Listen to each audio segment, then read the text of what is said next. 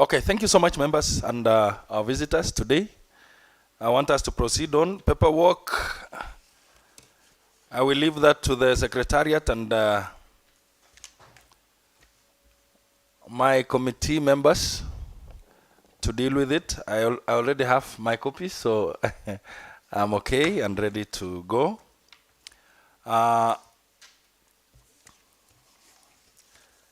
We don't intend to take much time, save for what brings us together today. And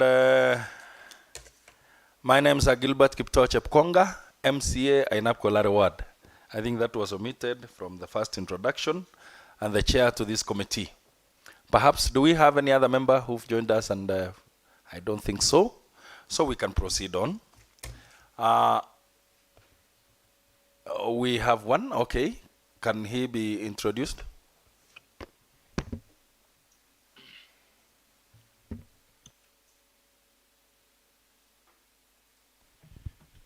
Honorable Chair, honorable members, County Secretary, CCs, colleagues, good morning. My name is Mesha Krono, and I'm sorry that I came in late. I was attending to a personal matter. Thank you very much. Thank you so much, Mesha Krono. Your family is well? Asante. Okay. A little bit of housekeeping for management of time and orderly deliberations here. I will ask that honorable members, I will ask you so that you note the issues that you would want to raise, so that when it comes to question time, you address them, so that we minimize the interjections and clarifications. I'm asking that questions be saved for question time. Please, if it is possible to avoid, then let's do away with interjections. I will allow clarifications, but I will moderate the nature and the degree of that acceptance. Members from the executive and the trustees, I want to welcome you again. Can I go straight to Mr. Tony Kibet Tanui? You told us that you are a project coordinator overseas account. True? Program coordinator. Or program coordinator, yes. Overseas account. Not overseas account. Yes. The overseas program. Overseas program. That includes Canada and Finland. Finland. Yes. Good. Perhaps you may want to bring us to where we are, on what you know about the much hyped student scholarship to overseas, if I may use that word. How much do you know about it, so that so that we can proceed on, we can work together as a pack, because some of you are a little behind. You know, the rest of us are somewhere. I want to accommodate you, and is it Meshach? Meshach, eh? Yeah, Meshach, you were not with us last time. You asked for leave, and we allowed you. So I want to accommodate you in this time. Just bring yourself to where we are, on what you know about this program that we are having the petition on. Karibu, Mr. Tony. Thank you very much, Chair. First of all, I would like to make a correction for what I said earlier concerning the MOU for Max Global, or the agreement for Max Global and the county. I had indicated that it is in the custody of the principal trustee, but I'm not quite sure of whether it is there. So I'd like to withdraw that statement. Yeah. Okay. The program. But can it service to say that you don't have as well? Yes. Thank you. Thank you. So the program started some times back in the year 2021, and the program is not it's not a scholarship. It is a program being paid for by the parents. So as the program coordinators, we were in charge of checking the qualifications of the students, whether they qualify for various programs that were being given by various colleges, and then also conveying messages to the parents and the students concerning the program. So we told them the program is not a scholarship; it's a self-sponsored program, and the parents are footing down all the bills. What the county was only doing is to stand in for the bank statement. So our students were not being asked to provide the bank statement, because we were the ones now covering that. And then in coordination also, we are the ones also who are taking students through the various processes from the time of examination. Entrance exams are being done, so we were coordinating the entrance exam, and then conveying the message for those who have succeeded and those who have not succeeded for the entrance exam, and then also conveying the message to them pertaining the amount of fee they are required to pay, and then receiving the payments, guiding the students on how to make the payments, receiving the receipts on the payments, and guiding the students through the process until they exit the country. And I'm also lucky to have been one of them who was able to travel together with His Excellency, the former governor of Uasin Gishu County, to Finland. We went there with His Excellency and a number of MCS. So we visited those universities we were partnering with. We visited Tampere University of Applied Sciences, and we also visited Laurea University.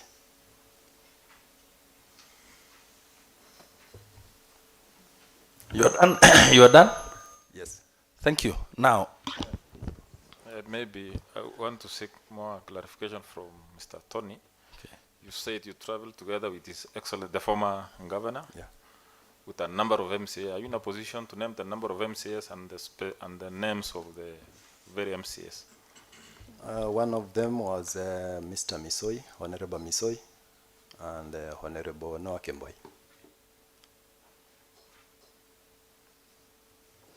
Does that make the collective noun several? Yeah, we traveled with the two of them, sir. Okay, thank you so much. Now, you've told me that, or you've told this committee, that the role of Uasin Gishu County government was to provide for the statement. True? So, it is not the county government, actually. A trust was formed. A trust was formed called the Uasin Gishu County Overseas Education Trust. Thank you. Now, I want to know the role of Uasin Gishu government in this whole program. It is the governor who signed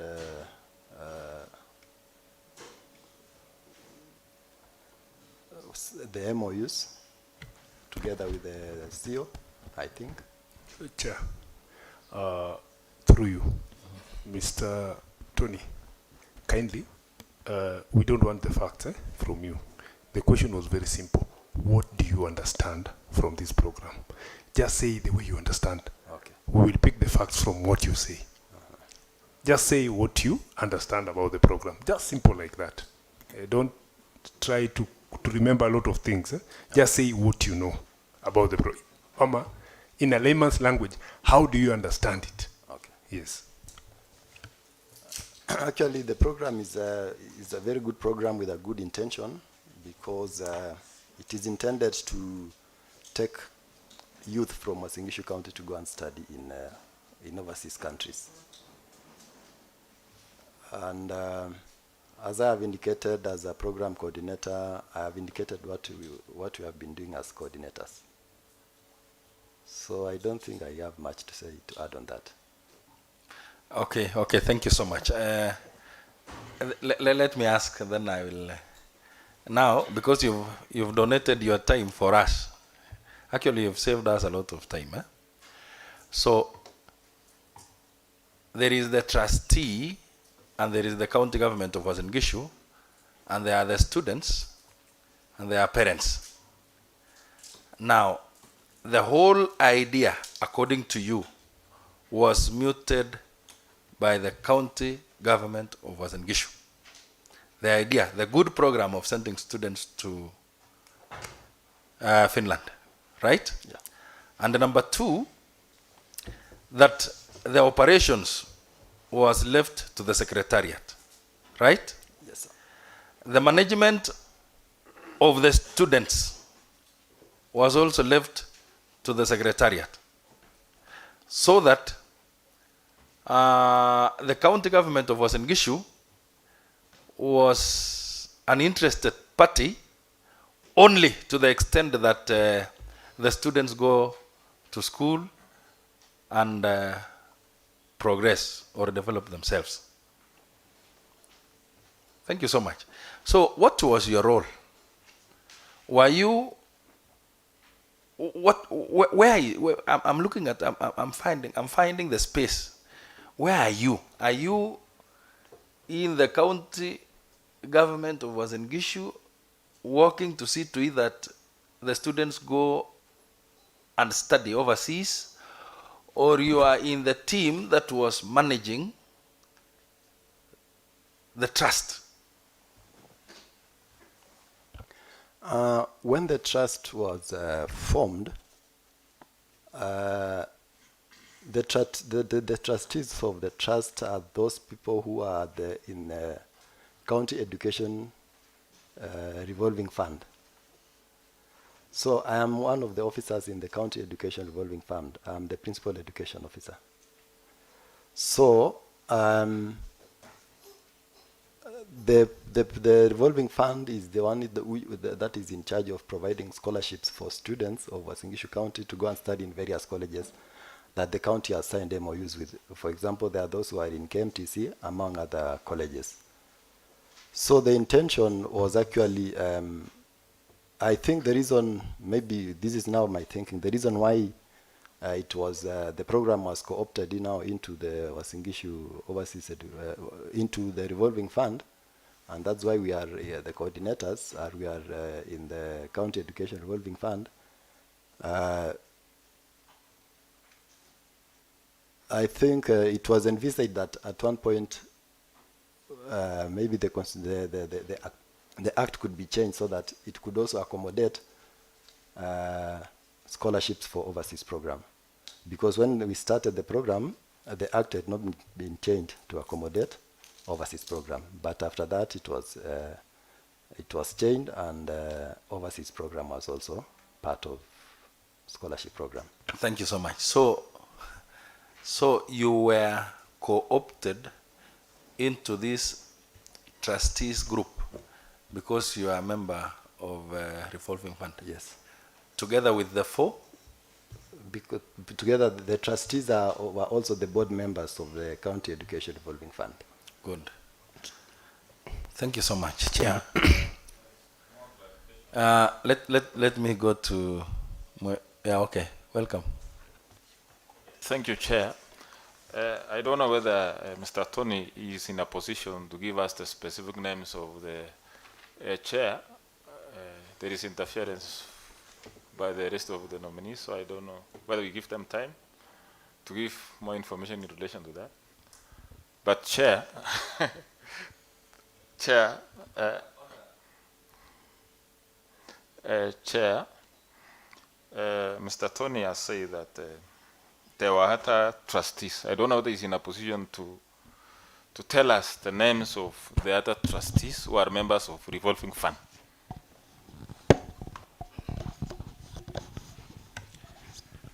The trustees are 6. We have two are members of the revolving fund, Mr. Joel Ruto and Meshach. And then we had our CEO, Mr. Maritim. And then the rest were the board members of the Education Revolving Fund.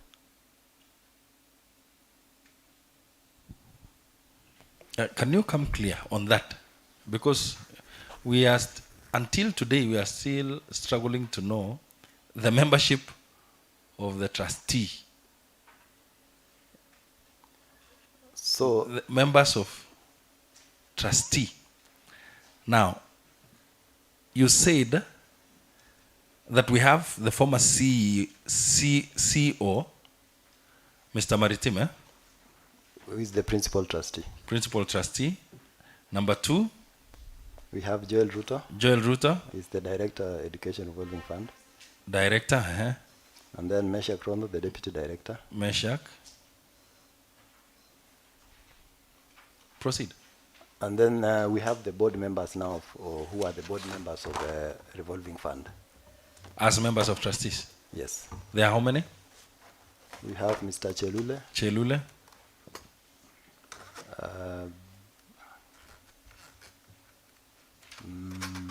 I thought you said you are the program coordinator. Yes. You don't know the names of the trustees. Okay, we'll save you on that. We'll save you on that. Perhaps there is any other member? Yes, Honorable Chepchirchir. Chair, I would like to know about the bank statement. The bank statement belongs to who? Who are the owners of the bank statement?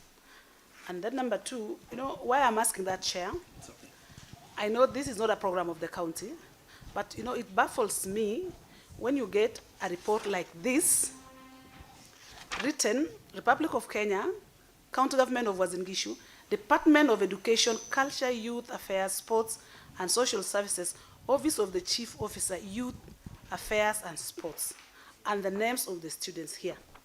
You know, when we mix issues that the program is not funded by the county. Yes, it is not funded by the county, we know that, even the parents knows that. But when you get to the documents entices, yeah, the county and the program. So I would like to know from Tony, who is the owner of the bank statement? And number 2, I did not get well who are the other trustees, because if you are the coordinator, you are in a position to tell us who are the trustees that you work with, because number of people, only 6, is not a number one to forget who they are. Thank you. Mheshimiwa Rebecca, I have chosen deliberately to save him on that for the reasons best known to the membership, to the committee. He has tried, and I was working on the advice Mr. Kebene, Honorable Kebene said, that just tell us the match you know. And he has told us the match he knows. Chair. But maybe you answer that one. Chair. Who is the owner of this account? Maybe before that, Chair. Okay. Maybe to add on that. If I've heard Tony well, he said that there before the act had not been changed to accommodate the overseas, and he went ahead and said that now it can accommodate the overseas students. Did I hear that one well? Yes. Has it been changed? Yes. By who? By the County Assembly, Your Honor. I think I have. Yes. The act has been changed to accommodate the overseas. Yeah. When was the act changed? 2022. 2022. How does it now accommodate in terms of the trust and whatever? It is now stating that the county can sponsor students, can give scholarship to students, both local colleges and overseas. Through county government, or we'll have another trust account? No, through the county government. Okay. So, sorry, Chair. So I had indicated that we have Susan Kano as one of the trustees, with Dr. Maybe, Chelule. Chair, some clarification. Maybe let him deal with that one. but while still on the Mr. Watt question, You will it ask is, that. it's I will very give important. You. I will give you. Let him deal with that one.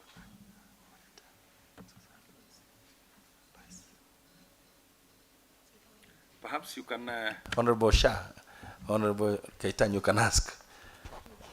They are busy. I wanted to know, Honorable Chair, now that that amendment was done, I'm aware of that, and it is now effective. How many students have you assisted? Currently, the students who are in Finland are 202, sir.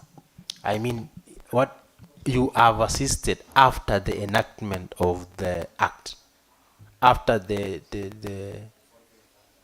No, none right now. okay. You were busy giving us the 6 names. You are done with it? Perhaps you can drop that. It's okay. It's okay.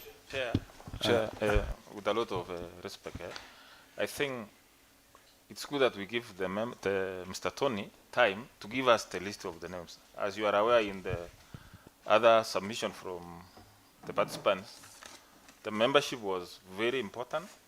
And also, in addition, we want to request him to tell us what was the mode of engaging these people. Was there any election done, any letter of appointing them to the overseas fund?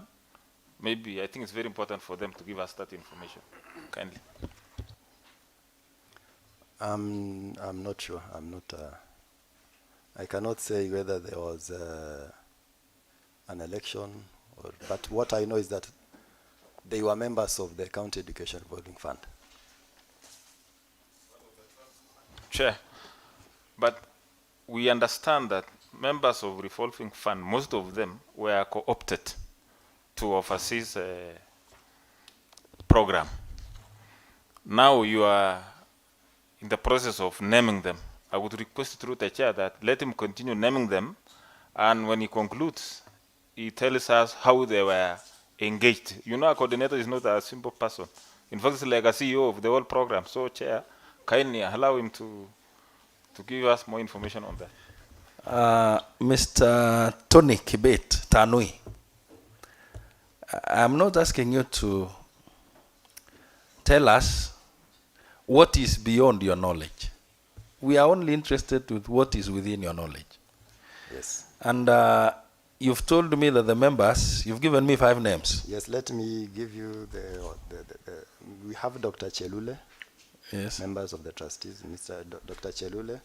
We have Lois Murray, Dr. Susan Kano, Mr. Mesha Krono, Joseph Maritim, and Joel Ruto. To make it 6 or 7? 6. And Meshach, Maritim, and Ruto were from members, are you getting 6 or 7? 6. They are 6. Yeah. Okay, proceed. So Meshach, Maritime, and Ruto are in the Department of County Education Revolving Fund. And Chelule, Lois, Susan are members, were members of the board of County Education Revolving Fund. Now, you can then proceed to answer his question. How did the membership come to be? I don't know that one, sir. I thought you said you are the program, the program coordinator, or that one is beyond you. I don't want to answer what I don't know, sir. You don't? You told me to answer only what I know. Oh, sure. Sure. Thank you. Good enough. Chairman.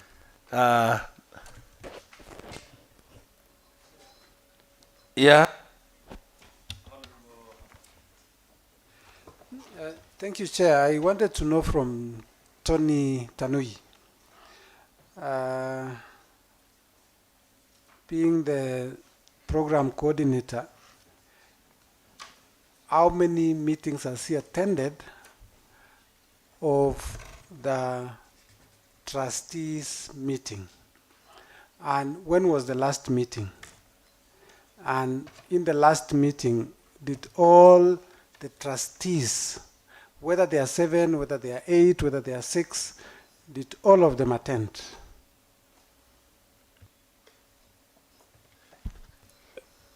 Chair, before you answer that, I just need to add something on what Majority Leader said. Tony, if there's any meeting that you attended, were you given sitting allowance?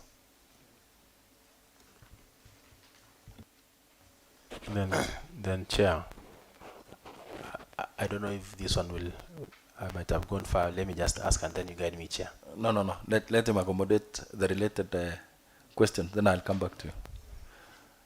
Honorable Gilbert Sato, I'm not giving you space to speak. I'm just recognizing your presence.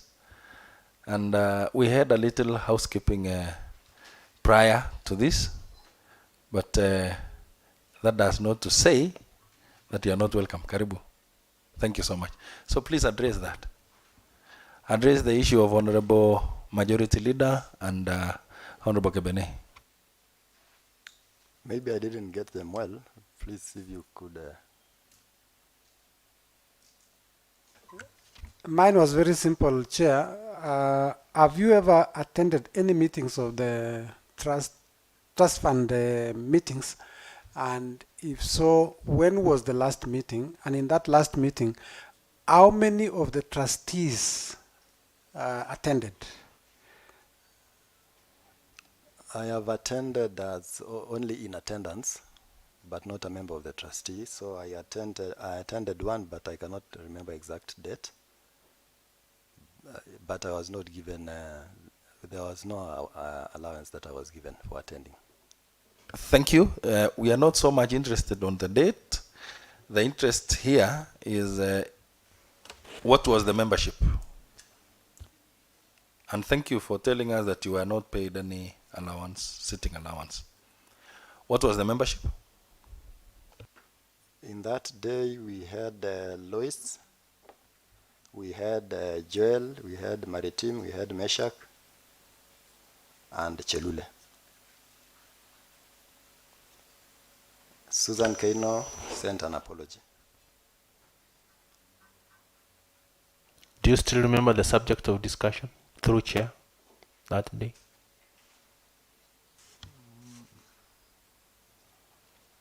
I cannot remember.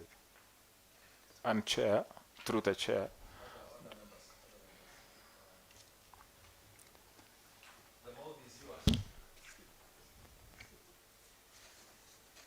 Actually, the agenda was for us to give them an overview of how the program is moving, the progress of the program. Through the Chair. Was there any minutes taken during that meeting?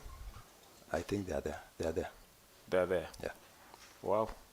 Any other previous meeting before that? I think that's the only one that I have attended for the trustees. That is the only meeting you attended for the trustees. And through the chair, Order members. Order. Let's restrain ourselves from shooting questions in that manner. It is not so much honorable. Would you remember the time? Thereabout last year, this year, 2021? It was last year, 2022? 2022. August, January, December?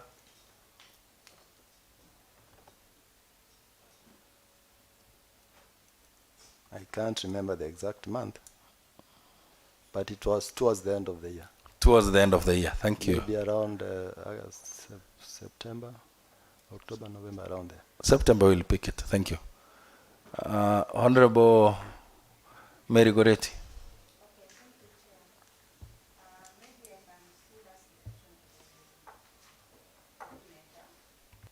Because he was the one coordinating this program. Who was the convener of the meeting?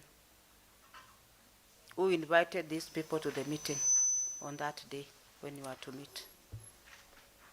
Thank you. Switch off the mic. It was the principal trustee, Was this principal trustee? Mr. Maritim. Now, help this committee to understand. So the principal trustee calls for a meeting, and the intention of the meeting is to know how much the committee is faring on in terms of sending our students to Finland. So who is the respondent and who is being addressed there? Is it the program coordinator who is answering them? Who is being asked the questions in that meeting? Because the meeting is being convened by the principal trustee. Now, who is the respondent and who is giving the information is being given to who? To whose advantage? Chair, the information was to know the progress of the program in terms of what are the programs that are ongoing, how are the students who have already gone to abroad, how are they faring on, any other program that would come in future. Chair. Through chair, kindly. Who is this that wants to know the progress?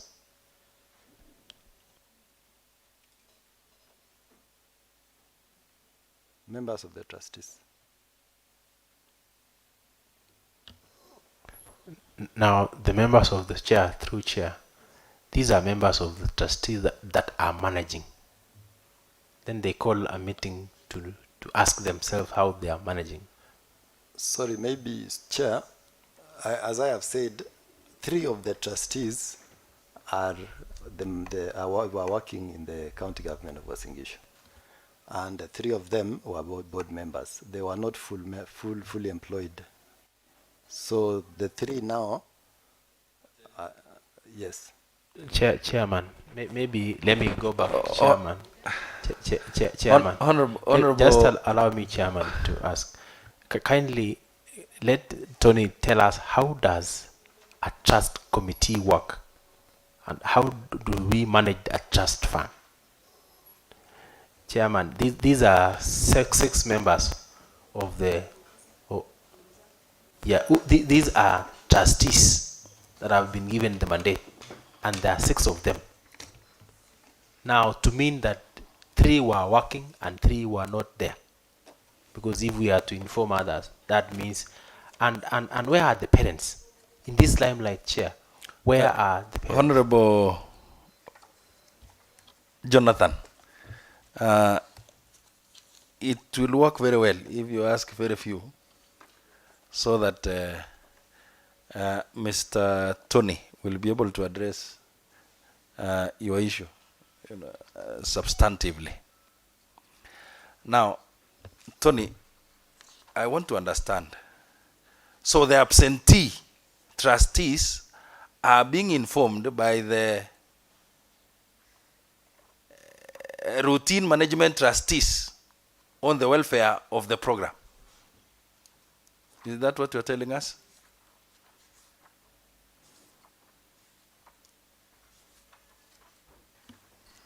Chair.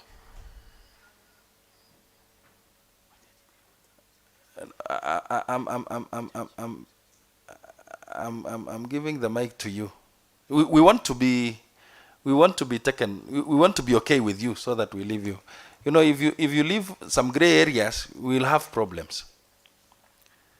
You're only aware of one meeting that took place and you were in attendance. And this meeting hosted 5 of the trustees and 1 apology.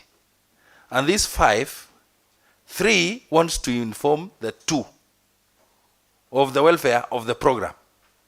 Progress. Is that right? Chair, maybe this one is simple question. Mine is simple. Yes, Honorable Amos. I'm sorry that maybe that question is too difficult. Now, in that meeting, who was the chair? Maybe kindly give us who was the chair, who was the secretary of the trustee fund that was created. I think that is simple, Chair. So on that meeting, I was given the role to take the minutes. It was Mr. Chilule. I was taking the minutes, sir. And the convener was the principal trustee. Yes. Then the chairman becomes Chelule. In that meeting that I attended, it was being It was chaired like by that. Mr. Chelule. Okay. Yeah. Thank you so much. And thank you for giving us your side Chair, before of you the story. just one more before you leave that. Okay, Before okay, you Honorable. leave Tony. Tony, by any chance, was there any funds transferred to your name? Yes. For what was it for? For example, when we were going to pay visa, when we were going to pay visa for our students, to process visa for them in Nairobi. So we could, when we are going to the embassy to pay visa, we are required to pay using our mobile phones. We pay only using Lipa na M-Pesa. So there is no payment using a check, there is no payment using cash. Chairman. So that's the time now, the money could be transferred from the trust account to my account, and then I accompany the students to Nairobi, and then I'll go pay. Chairman, this is the right time for the question you hold, Chairman. Please proceed. Now, kindly tell us, how do you manage a trust account and a trust fund? Do you know how? Perhaps by law. Let me help him. Yes. Let me help him. That one Mr. Tony Kibe Tanui needs to go and process visa for student A, B, C, D. Yes. A decision is made that this amount is to be withdrawn from the trust account in favor of your name, so that you take the money and proceed on with the works you intended to. Was there such a decision captured?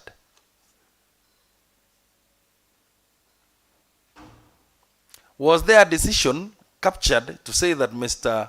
Tony Kibet is to be given 15,000 shillings to go and help student ABCD get his visa? Yes, there was a note to the bank to that effect, instructing the bank to transfer the money to my account. Where did the note originated from? From the principal trustee, who was the chief officer. From the principal trustee. Do you know how a trustee fund is managed? You yourself? I've been told to only answer what I know. I don't know that one. You don't know that one. So it's okay. Chairman. Chairman. Maybe because, you know, in a trust fund, chairman, there are 6 trustees. For any withdrawal, even 100 shillings. Order, honorable. Okay. Order, members. Order. This is a forum where I expect questions, clarifications, or interjections from honorable members, and not opinions. So, honorable member, honorable member from Kaptagat. Yes. I think you've prosecuted your question well. It was not an opinion, chairman. It was. Learning is a continuous process. Thank you, and chairman. Thank you, honorable. He actually said that he does not know. So you are helping him. The yes, problem is that you're using my airtime to educate him, and we only asked him to tell us what he knows. But chairman. Order. Let that rest there. Mr. Tony Kibet. So when a note is written by the principal trustee that amount X be withdrawn, you take that note to the bank.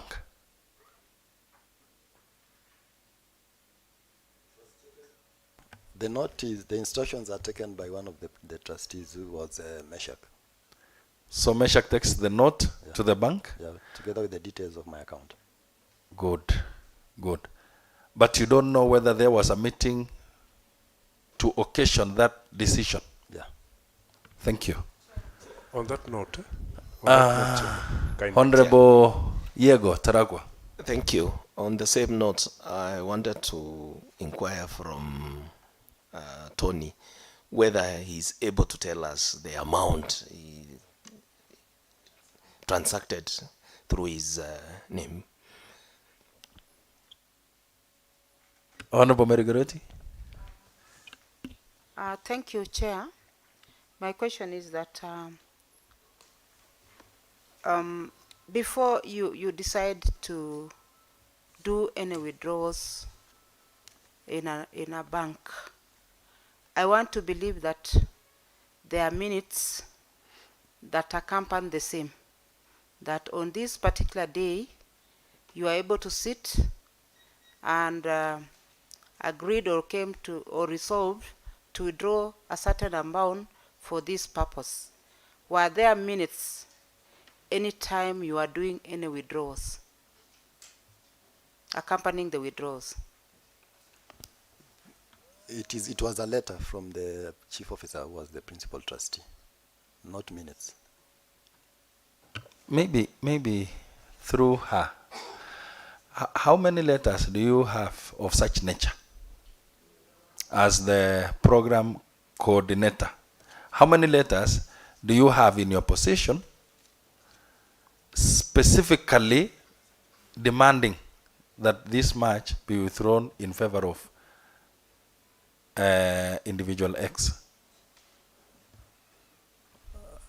I can't remember exact number there, but there are quite a number of letters, because it depended on the kind of transactions that were to be done. If it is payment for visa, we were paying for visa for different students at different periods of time. So there are a number of letters, yes, originating from the principal trustee. Yes. Thank you. Another question? Thank you, Chair. You said you are actually paying accumulatively for the students to get the visas. But I want to believe that as a tradition,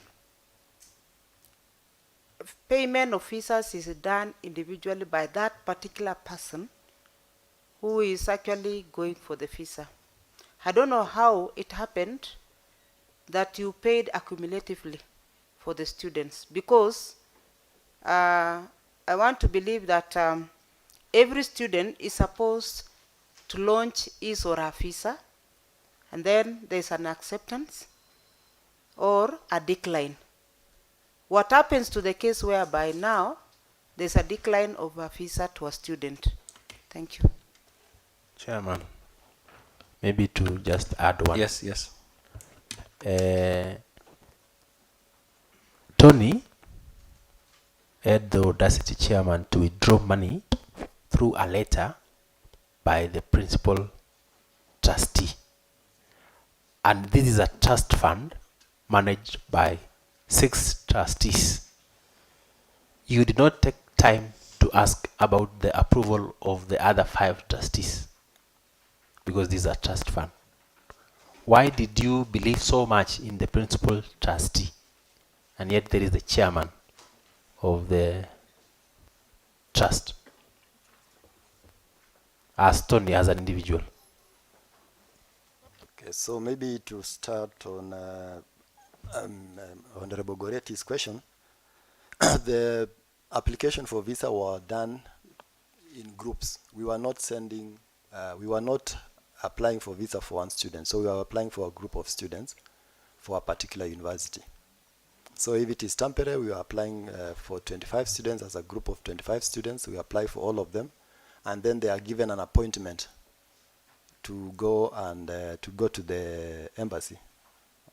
So the embassy dates were being given for each group of students. So we were taking students as a group. So the payments were also being made to students as a group. On the issue of Honorable Ngetich,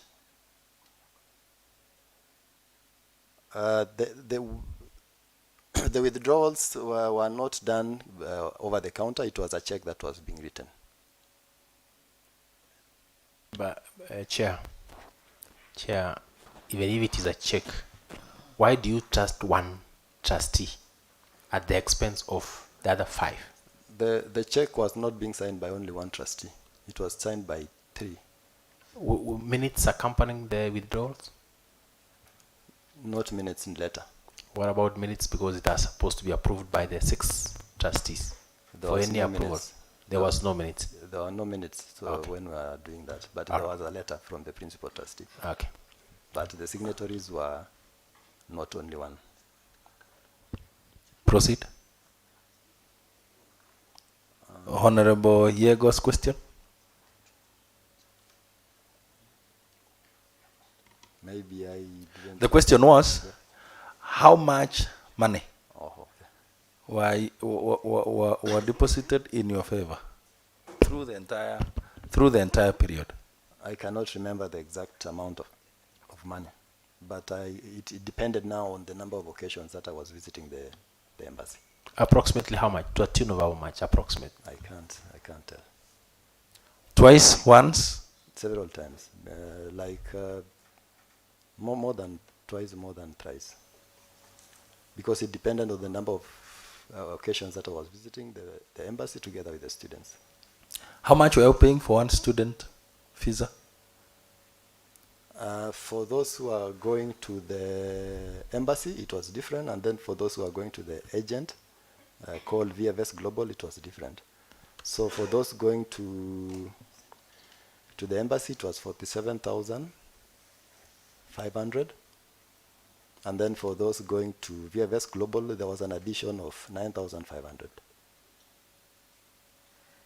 for agency, as an agency fee. So there was an extra 9,500 being charged for those who are going to VFS Global. Through the chair. Chair, kindly. Because you say in company of the students, so from the same amount, were you able also to pay the transport for the students, or they were paying an extra cost for them to be in Nairobi? Secondly, apart from the visa and the agent fee, was there any allowance that was given unto you in terms of transport, accommodation, and how much was it? Thank you.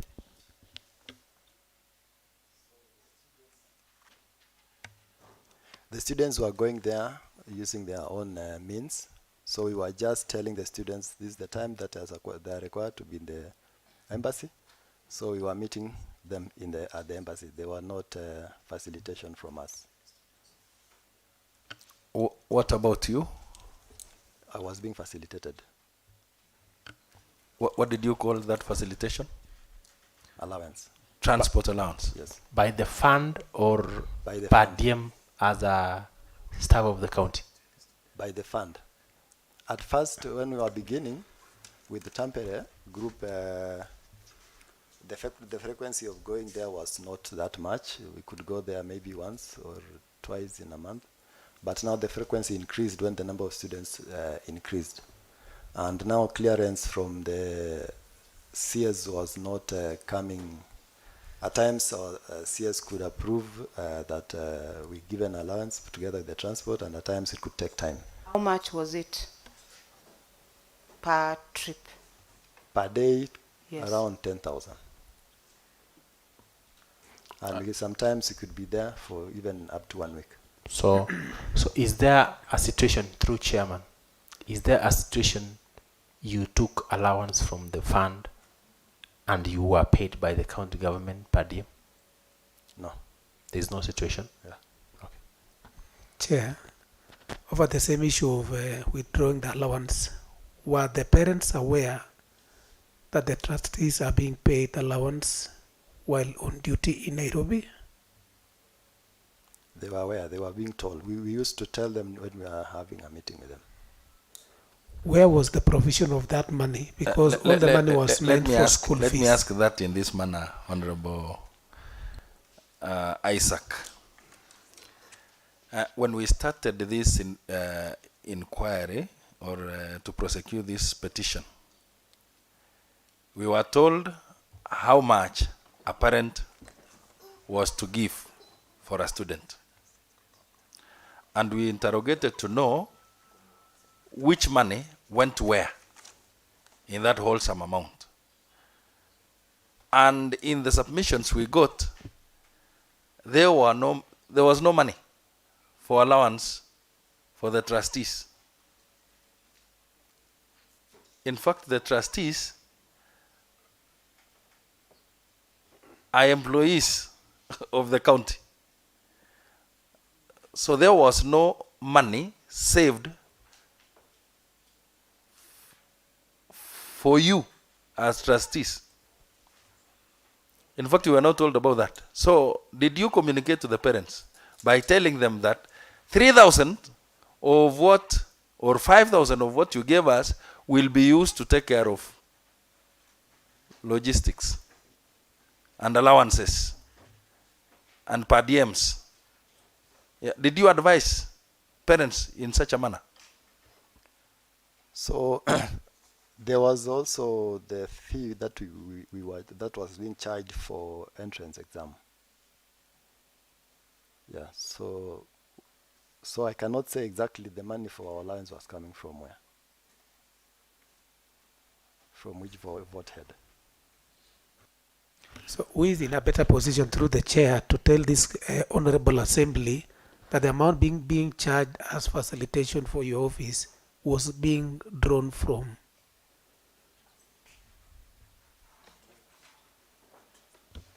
And I can chair over the same. He say that they seek for request from the CS. I don't know that to travel. Why did you have to seek the request and yet you are not paid by the county coffers? And along that note again, through the chair, Mr. Tony said that the money that she received was to meet for the visa fee. But in the bank statement that we were supplied, there was a situation where it was wired, that money for payment of visa. I don't know under what circumstances was able to be given a check, and at some other situation, the money was being wired direct. So, visa processing. I don't know what necessitated his case. Are you able to handle that? Or it is way outside your purview? So together, the check that was written now to accommodate both the amount of money that will be paid to the visa for the visa payments together with the allowance, because all of them was going into one account, and then from there is when I'll transfer from my account to my phone and then pay using my M-Pesa.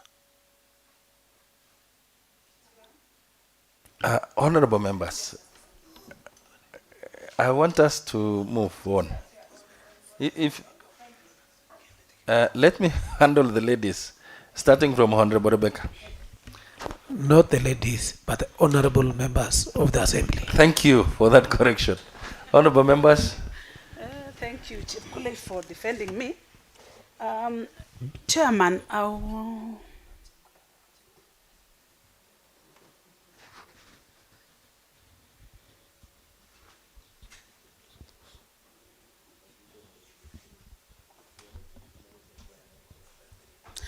Chairman, thank you for giving me another opportunity.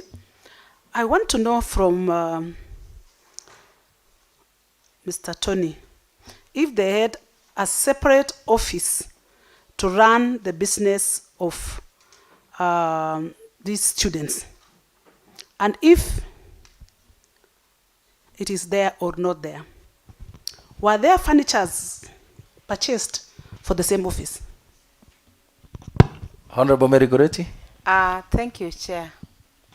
I want to believe that Tony is an employee of the county government of Uasin Gishu, and he has a duty and a role to play in his office. Tell us now, when you left office maybe for even a week, who was that gave you the permission? Because this program, as it seems, it's a private program. It's not a county program. So who gave you the permission to be away for those days? And who was replacing the work that you're supposed to do in the county to give service delivery to the common mwananchi? Thank you. Thank you, Chair. There was a separate office to run the overseas program, and the office is there up to now.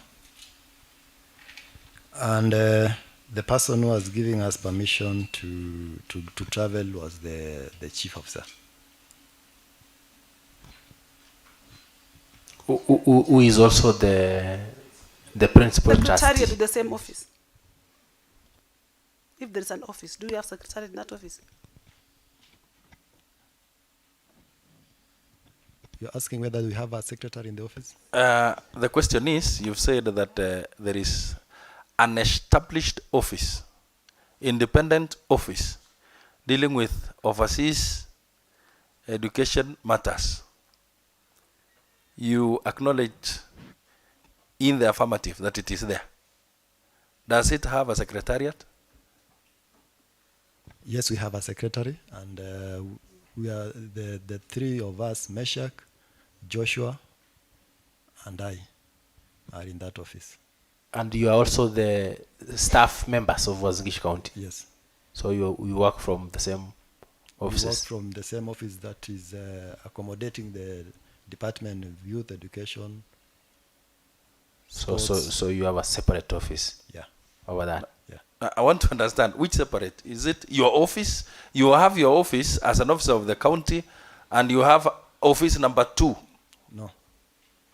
It is an office within the Department of Education, Youth Affairs, Sports, Culture and Social Services. So there is no other independent office? No.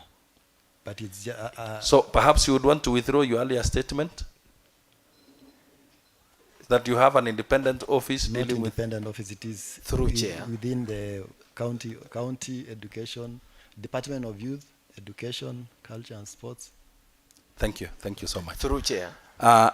Honorable members, yes. honorable members, let's drop jail. We have other members of trustees who are here with us. Only to confirm. I wanted whether to confirm. Okay, please go. I wanted to confirm Tony confirm to this committee that he worked part-time in the overseas issue. It was part-time, but not the main duty. Kindly confirm.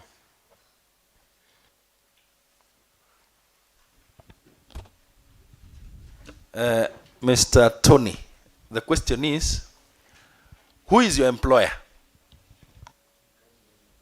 County government of Wasingishu. Does that service your question?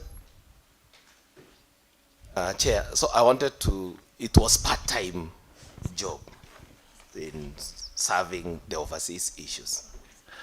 Now, maybe I reframe. Is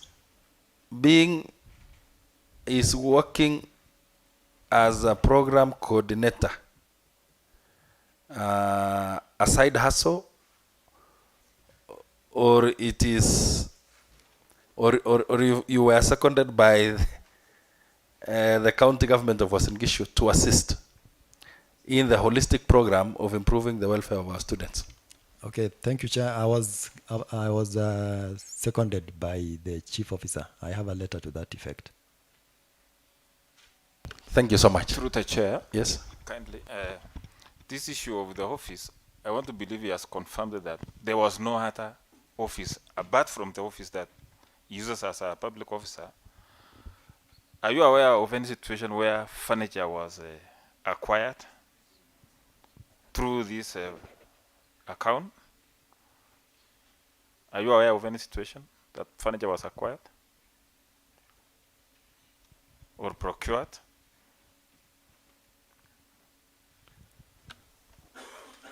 I'm aware. You are aware? Yeah. Using the money from the overseas education trust fund? I can't know now whether the source money of the was, funds. Yeah, but the new furnitures were there.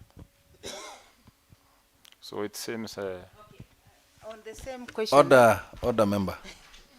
But I want you to allow her to fertilize kindly. And okay. As much as you say that you are not aware the source, because that is your office. And in any public office, when you receive new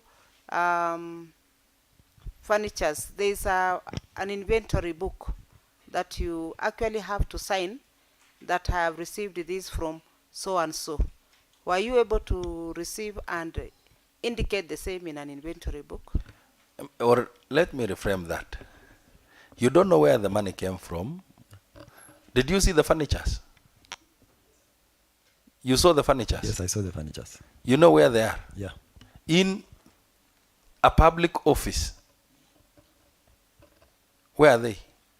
Private office or in a public office? The office I operate from, sir, is a public office. So, property from another entity finds its way to a public entity. No problem with that? I didn't inquire to know the sources of funds that were used to buy the furniture. Chair, I think if you can answer my question, because receiving and accepting that he has received the furnitures, there's an do you have an inventory? I was not the one receiving, Chair.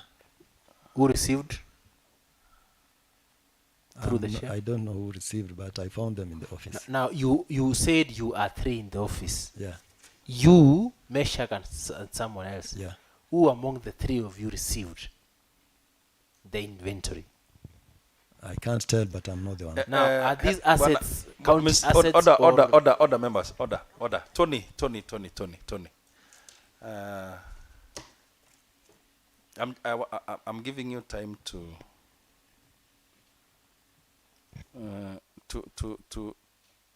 first monitor within you to confirm whether you are telling us the truth. Number one, you've said that you are aware that money was withdrawn to buy furniture. And you are aware that furniture came to your office. But the manner in which they came to your office is what you don't know. Maybe, Chair, I should do a correction on that. I I didn't mean I am aware the money was withdrawn to buy furnitures, but I'm aware that furnitures were brought to our office. We initiated that process of acquiring the furniture. I don't know. The furnitures there, and I picked the furnitures issues from a bank statement. Monies were withdrawn, around 400,000, to buy furnitures. That's why I was asking, do you have a different office from the public office? That was the question. Perhaps Because I am working on a document where the money Honorable Rebecca, I don't think if it is emanating from the bank statement, then we have two trustees here with us who can answer that question.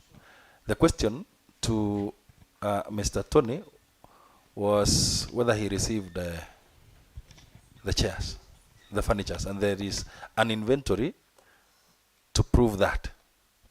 Chairman, and they should also provide for minutes from the trustees approving the purchase of furniture.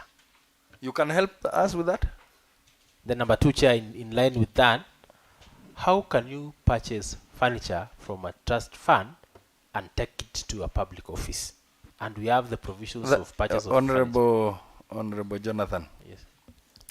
That one is food for you.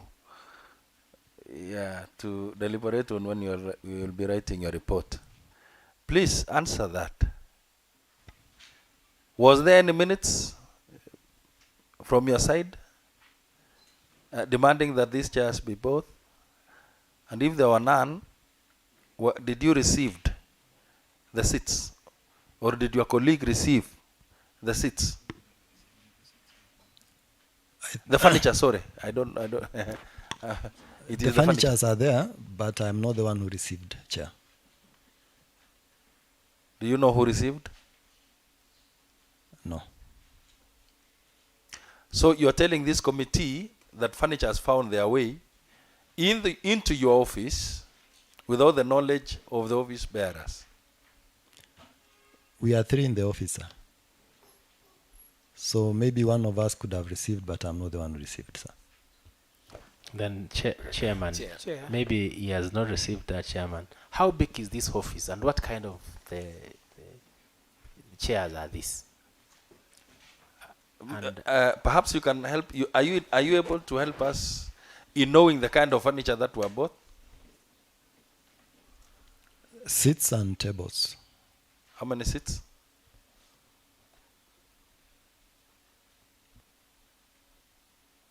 Around, how many?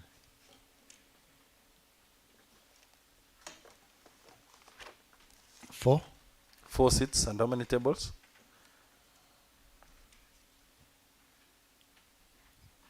Around 6. But I'm not sure of the, I'm not Are not the these- exact. you around- said around office furniture. that. Yeah. When you say 6 tables, is it a department furniture or office furniture? Office. so Chairman, Point of Chairman, order, Chair. Chairman, Honorable Chairman. Gilbert Sato. Thank you, Chair. If maybe he is not sure if he received or somebody else received, because I think there were some chairs there, as there are other chairs which were there before, are still there, or it was moved. Thank you. Okay, come. Chairman, if I have heard Tony well, he was not the one receiving. So maybe even the furnitures in that office were not purchased from the trust fund. It could be county government furnitures that were being supplied to the offices. So let us just leave the question to rest for now, because it's like it doesn't know. No, before you leave to Kindly, rest. Chair, before, Chair, before. Chair. And can you kindly please switch off the mics? Yeah, please switch. Let me introduce Mr. Joel Ruto into this. And I wonder, Joel Ruto, this is your third time. Is it third or second time being with us today? This should be the third time. The third time.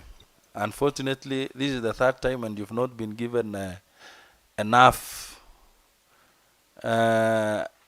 space to tell us what you know about this program. I want to welcome you officially into letting us know or shedding light on what Mr. Joel Ruto, your other name is Kipkorir. Kipkorir, we want to understand what was your contribution towards either the success or the reasons why we are here today in this program.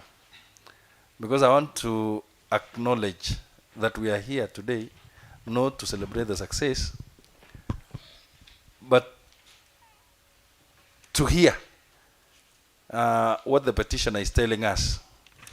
When there is a petition, then it means that somebody is not happy about what we are doing. And I want us to reason together, inviting you, Kipkorir, please let us know, what is it that we would want to contribute to this inquiry so that the petitioners goes home today a happy people. So thank you, Chair. I want to take this opportunity to say it is actually exciting to be to appear before an honorable membership of honorable members of County Assembly of Uasin Gishu. When this program started, little did we know that it was going to be the famous Kijangatile analogy, which said, mtu alisaa neno, neno ikakuwa kubwa, mpaka ikashinda mwenye alianzisha hiyo neno. So it is actually the Kijangatile analogy that we are here today. I want to say this Finland scholarship program, like I said last time, it has a lot more so in my life.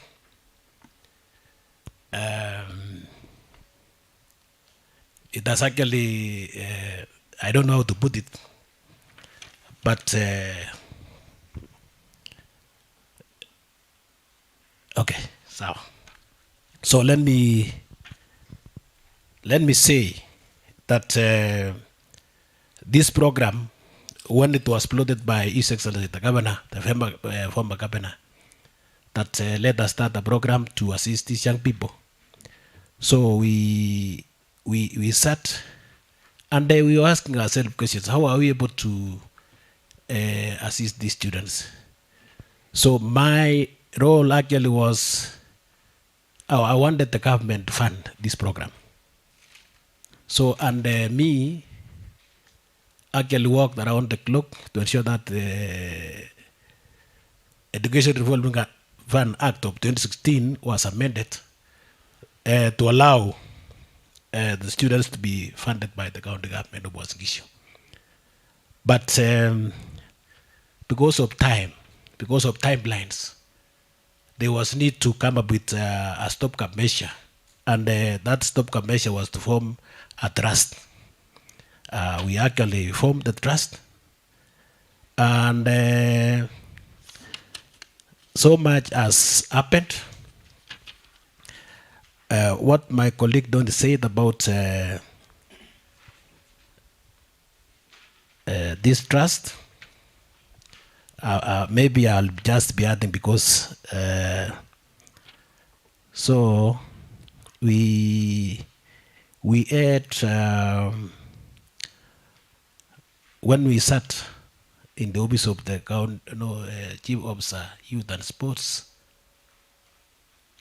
we were weighing options. We were weighing for options how we can be able to run this program. And Dr. Jelule was brought in to come and reason how we are going to run this program.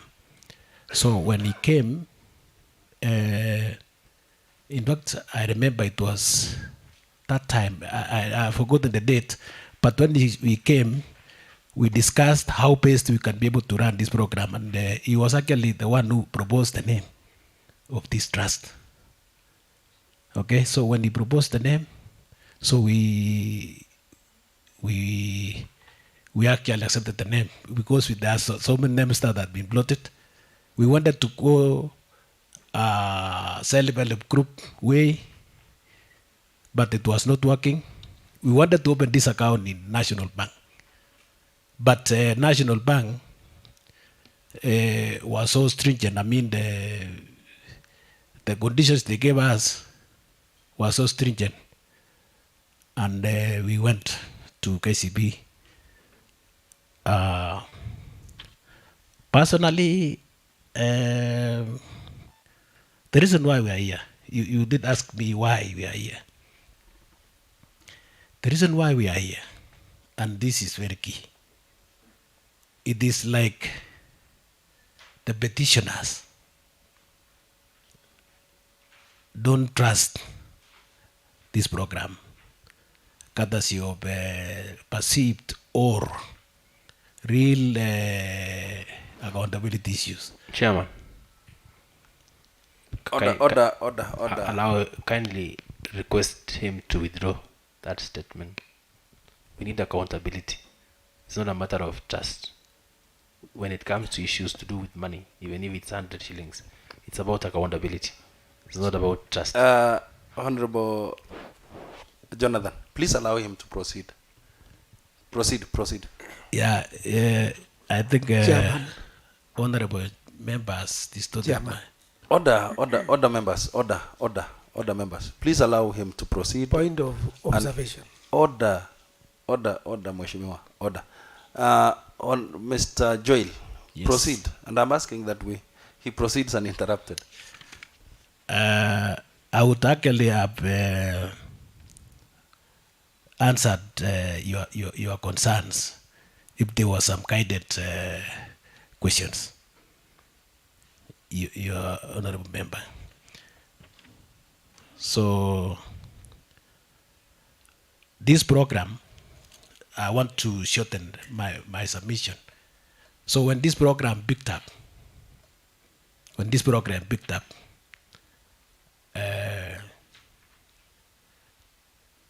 CEO then, Mr. Maritim, had gone for leave. Had gone for compassionate leave. Like I told you, this program has a lot. And as we continue dealing so much with this program, it brings back memories that I would have wished to forget. So when I came home, from compassionate leave, Maritim, who was the CEO, had actually tasked my officers and taken them to the other office to run the program. Okay? So, and when you are senior, text your officers. You know, sometimes you don't have any say. So, he had taken my 3 officers plus 1 secretary called Willis to run the program.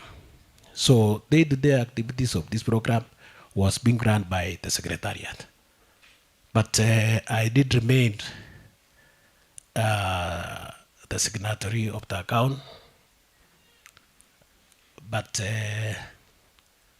so much was being transacted without my knowledge. I mean, I was not so much involved because the instruction to the bank was to sign. So most of the transactions, in fact, over 90%, these transactions, and one of my trustees can also confirm, that I was not involved in this program so much. So that's it. So otherwise, this program of Finland has brought serious anguish in my life. And the sooner this program is, the sooner this issue is brought to closure, it will be good for me, more so me and my children. Thank you.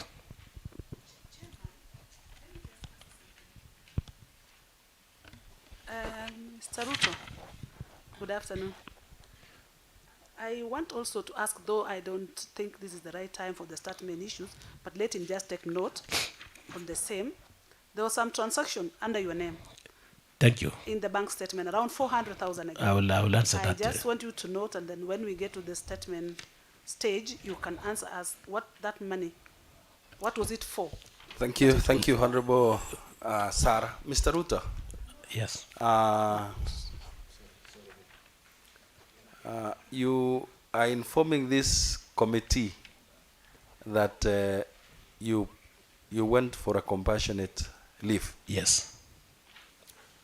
And when you came back, your office had been disorientated. Yes. And your staff members, does it include Tony? Yeah, Tony, my deputy director, and one chief education officer, Mr. Lele. So that is Tony? Yeah. Tony, Lele, and who? And Phyllis. And Phyllis was the secretary to the CEO. So she was not my staff. So who is the third person? The third person is Joshua Lele. Joshua Lele. Yes. Tony, Joshua Lele, and who? And Meshach Rono. Meshach Rono, yeah. So these people were your junior staff? Yeah. They were working under you? Yes. You found them having been moved to another office? Yes. When I asked, I was told His Excellency had actually requested that these people run the program. Okay. Yep. Honorable Rebecca, I took note of your issue. Maybe I could give you that chance. You are done? Yeah, I'm in a position to answer that question. Before you answer that, do we have anybody with a question on procedure? Okay. Thank you, Chair. Out of his statements, we are seeing Mr. Choil. He seems to be regretting, and that is coming out clearly of what happened. Something that started to be a noble idea, but later on, it seems it has gone a different direction. I don't know, were you concerned when your staff or the staff under you were, is it disorganized or redeployed to other office? I don't know. Were you concerned yourself? And what were the concerns? You know, through the chair, you know, I would want you to, you, honorable member, put yourself in this situation. That your junior staff, okay, your junior staff are running a program that you also ask, okay, you ask how you actually not on top of, you actually not on top of things. Why? It is because they are getting authority from a chief officer. So I was so concerned. In fact, I did that. But again, like I told you, this thing, honorable members, I would have wished this thing to come to a closure.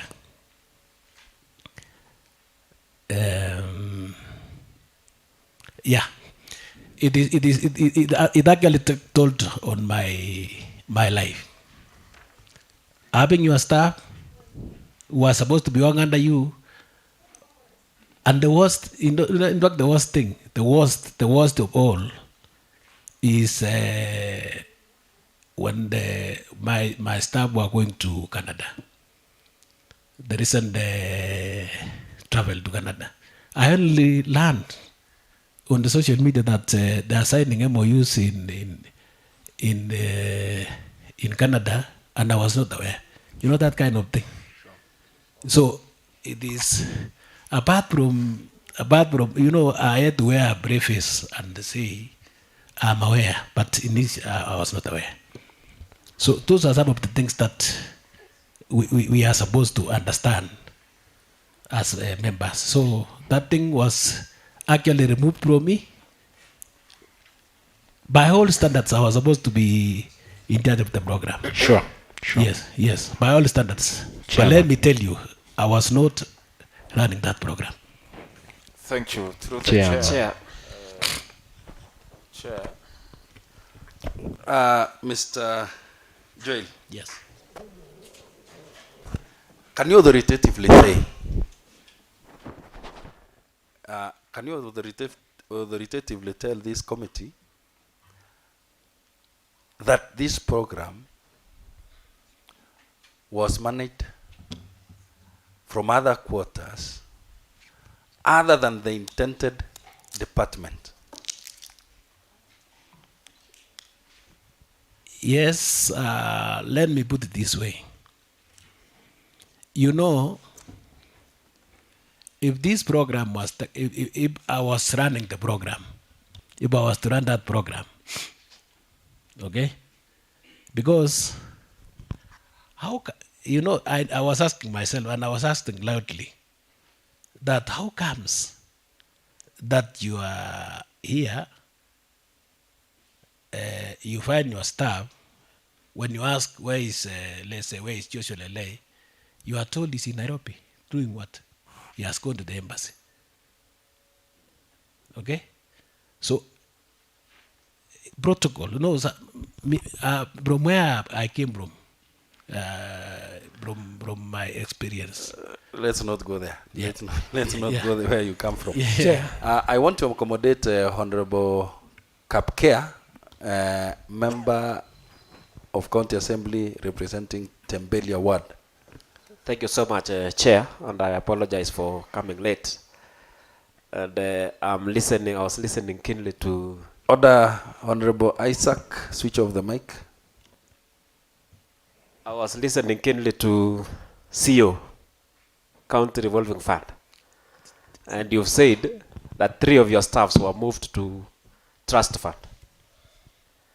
And number 2, we also have in that Trust Fund, not Trust Fund, but County Revolving Fund, we have the staff and we also have the board members. Is that clear? Or is it board members or in the County Revolving Fund? Yes. You have the board members.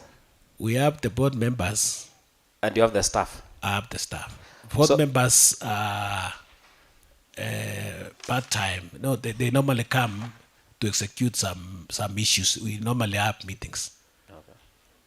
So, in the trust fund, you also add your staff there and also some of your board members there.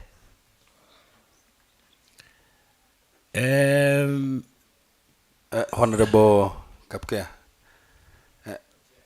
Honorable Kapkea, I want to help me because he seems to take 5 minutes in answering that. He's saying that his staff members became the secretariat managing the trustee.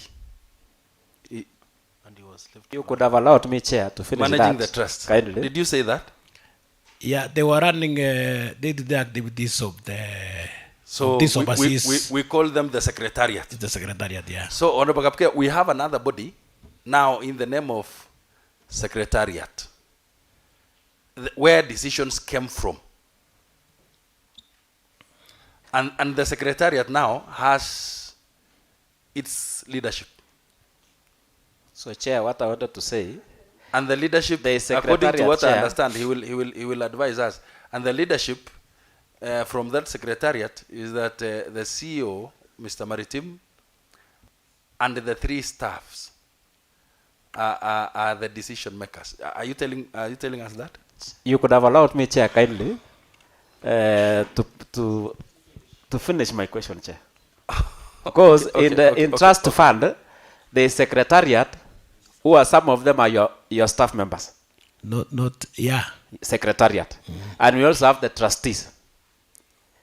Or we were supposed to have the trustees in that trust fund.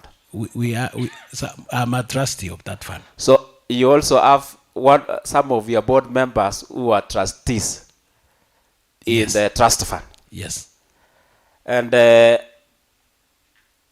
from the word go, I wanted to know where they started sidelining you or not giving you what you are supposed to do, and you are not doing it, and your staff were doing that. You are involved in opening the account from the word go. Opening the account, registering the trust fund in Ministry of Lands, all this. But when it comes to only some transactions, you are not aware. Or you are sidelined from day one. Let me give you a simple explanation of the same to show the impact of being sidelined. Let me show you. One, in all these... Chairman is deviating from the question. No, I'm coming. In fact... You're building the case. Allow me, yes. Build allow the me case. to... He's asking me if I was sidelined the first day. Is that what you are saying? Like I said, this program was noble. But now, when it came now to the issues of running the program, that is why we have a problem. I wanted to give you a very simple thing.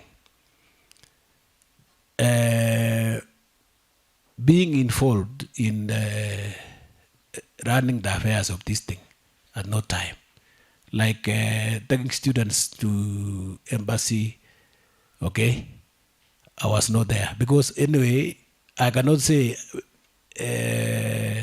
I cannot conclude, but common sense was to tell you that if at all we are running a program, at one point, let us involve director in some of the even trips going to embassies. Is it? Common sense. But I had a lot of activities in the following one because we had to do extra work that was being done by my officers. The 3 of them. So we had to double our efforts. Yes. So you are suggesting to us that at some point this trust fund was restructured so that you are not running it again, and your staff start running the trust, because we have a lot of minutes that also trustees are saying the same what you are saying. There are some trustees who are saying the same. Honorable member, through chair, let me put it categorically that the first meeting that we had was on that of October, full trustees meeting, 3rd of October 2022. Yes. Yes. That was the first meeting, full trustees meeting that was held. Yeah.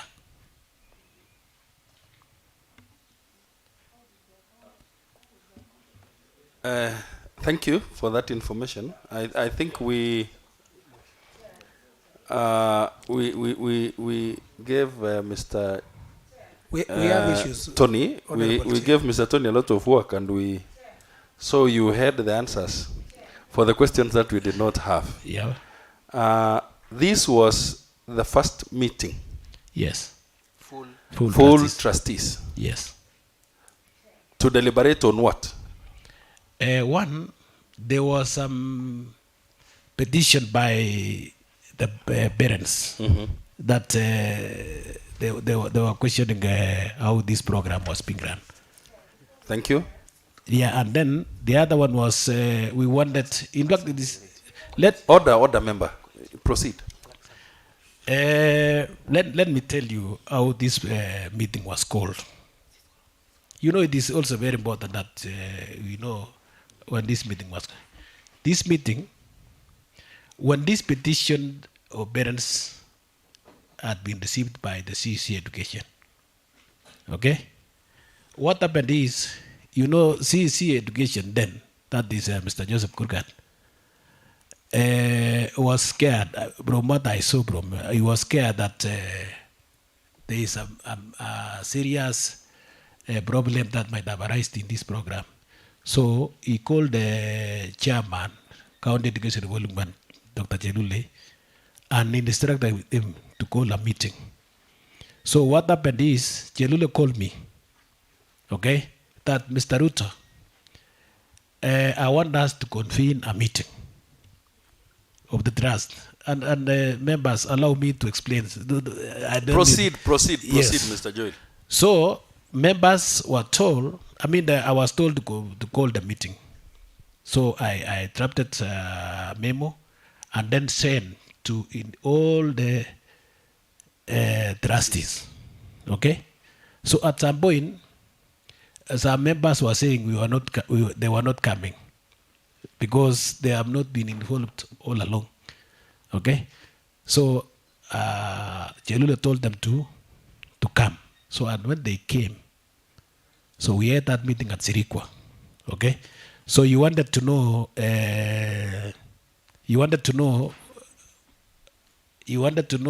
this honorable membership wanted to know the agenda of the meeting. One was to know how the trust has been running.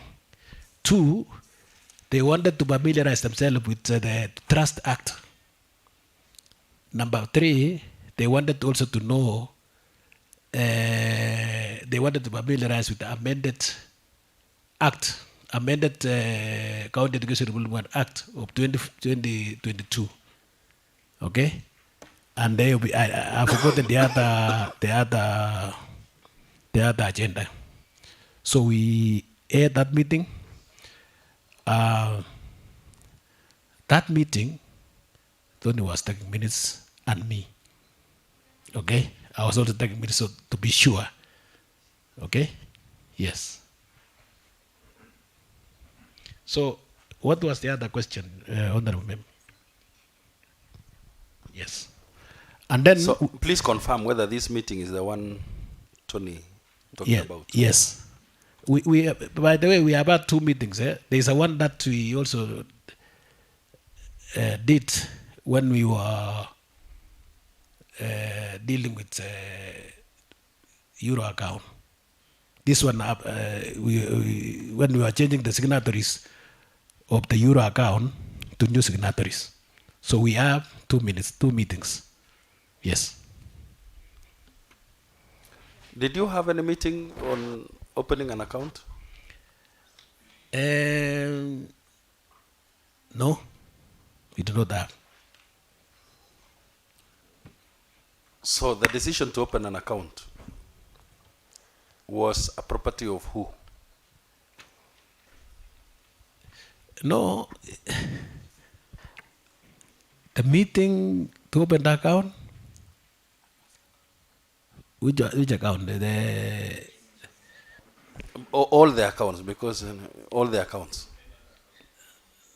Like the first account, I was just called to come and sign the form. That Mr. Ruta, because you are the director, let us open this account to assist us collect money from students. Yeah, in the Kenyan account. Yes. Yes. Yes. Yes. But Chair, through Chair, but how are you elected as given to be the signatory? You held a meeting so that you are chosen to be among the signatories. To be among the, yeah. In fact, there is somewhere I did not get. You were called to sign. I was told to I was given that form to sign. You know, there's a form we normally sign in the bank. The main reason was to assist these students do what? deposit the money so that we can pay, because we wanted the insurance to pay. So which activity is older than the other one? Giving the program the name and account opening.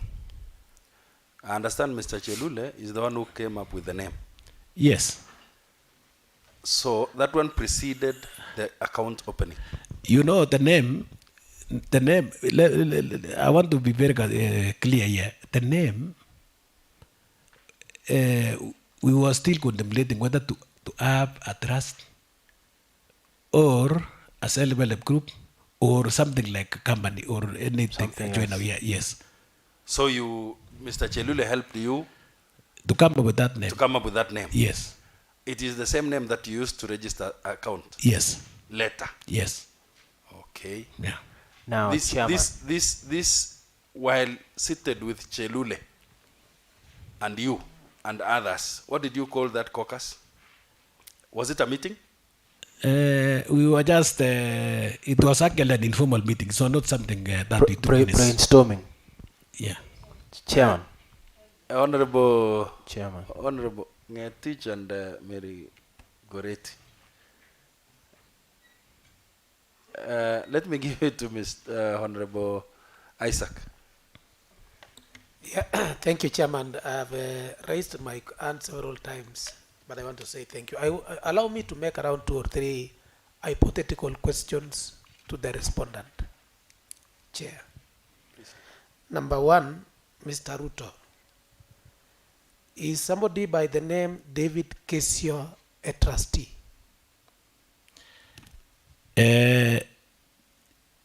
He was supposed to be a trustee, but he's not. He declined to give documents. You know, I called him. I called him that your BIN number and ID Just is answer needed. yes or no. He's not a trustee. Now, having said that, on a meeting that you held on 14th of December 2022 at County Chambers, are you there? Yes. The name David Keshaw was present. What is your take?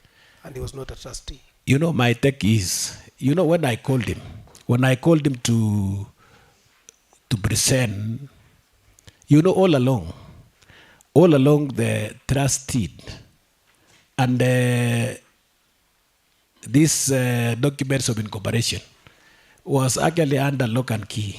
We were not able to know whether those the membership of that, okay, and had I seen the trustee, I would have known that Dr. David Kesha is not a member. Who told you to call him? Yeah. Yes. So in that case, I can say a stranger was present in the meeting. Yeah, you can put it that way. And he contributed in the meeting. Order. There is a question from Jonathan. He's asking, why did you call him? Or who told you to call him? You know, initially, I thought we had 4 members from County Education Revolving Fund Board. Little did I know that Kesha was not a member. So when Jelule told me to call the meeting, write a notice, a memo for the meeting, I thought Kesha was a member.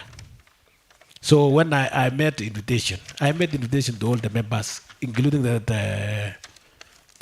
the principal trustee.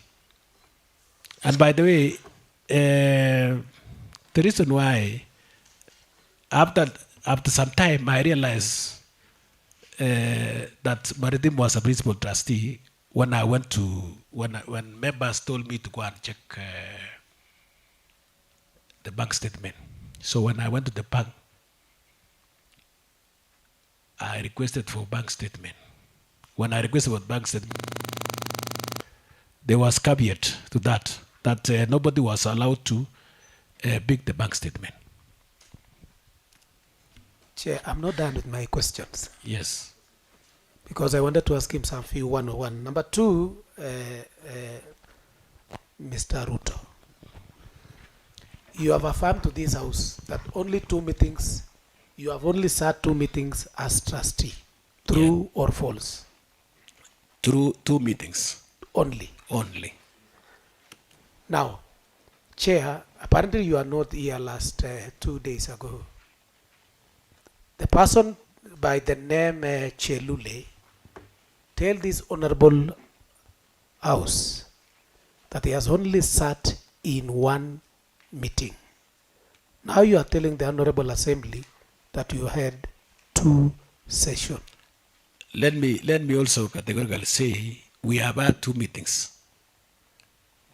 The first one was on 3rd October 2022. Another one was when we appeared before the task force, and we were told to seed, like I said last time, we were supposed to seed this Euro account to new members, and I said that when I received the answer that there was this Euro account that we had opened to assist students to deposit money in Finland, and when we did that, Chelule was there.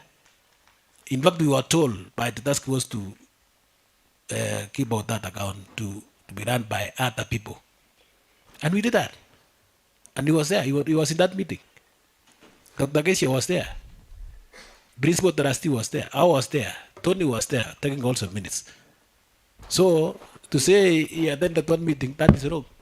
That's a lie. So, the second meeting is when you were requested to give an account? Yes. So it's not actually your formal meeting. It was as a result of a request that you give an account to the task force. What I do, Mr. Joel. Yes, sir. What do you call a meeting? Yes. Or maybe I help you. For you to qualify a gathering to be a meeting, 1, it should be convened by the chair. It should be convened by now, and that is Chelule. Now this one, you were invited by the task force. That was not your meeting. I think I should also look at my dictionary about a meeting. Because you don't need to look for a dictionary. It's basic knowledge. You were invited or you convened? It is not by the task force. We convened that meeting after appearance in the task force. But Honorable Chair, what if my memory serves me right, and I was here also on Monday when Trustee Chelule and the rest were here, what CEO is saying is the same what Dr. Chelule said. They only had 2 meetings. That is on 3rd, 10th, 2022, and when appearing before the task force. So the same what CEO is saying and what Chelule said was the same. So is that in agreement, members? No, Chair. Chair. Maybe it is the English part. Chair, kindly. The other one is an invitation into a task force meeting, and the other one is a meeting convened properly by the chair. By the chair. Yes. Can we leave it there so that we proceed on? So when we appeared before the task force, let me put it clear. When you appeared before the task force, other members converse in low tones so that we can get the substance of what he's telling us.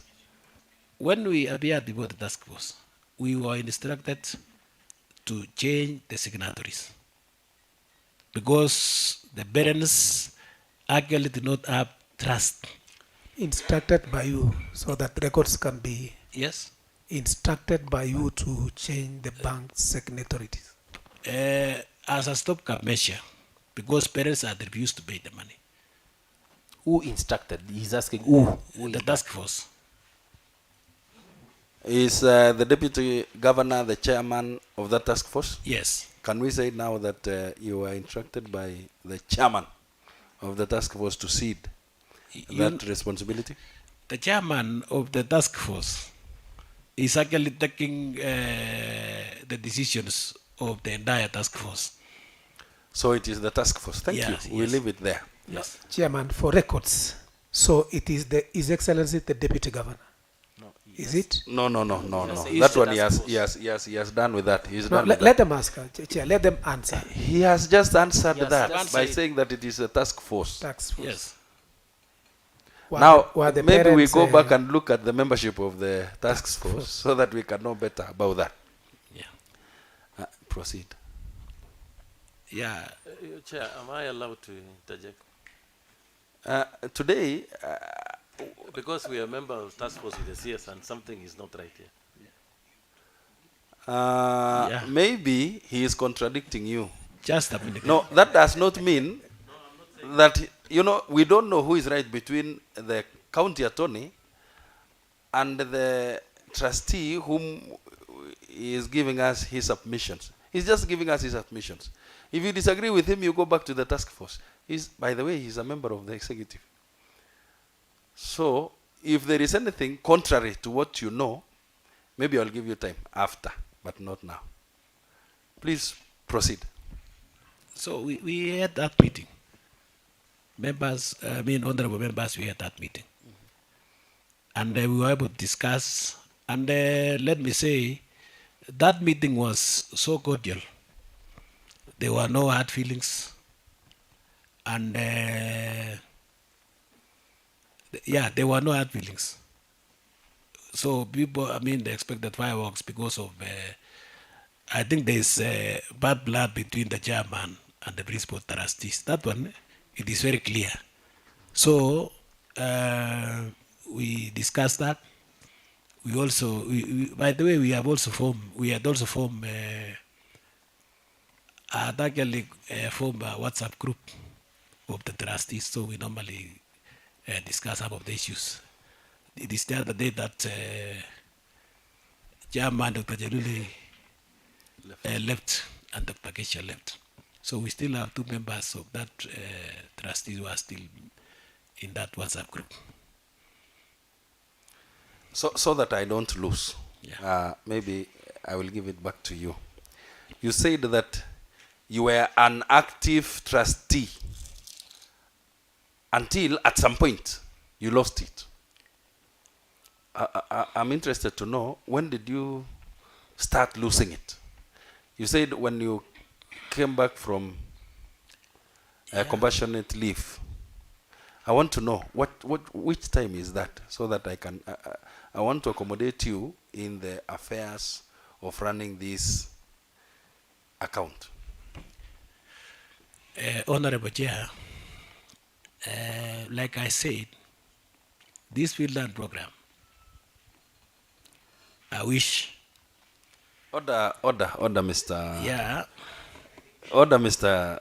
You will help us so much if you just state the facts. Yeah. You said that when you came back from compassionate leave. Yeah. That is about which time? That was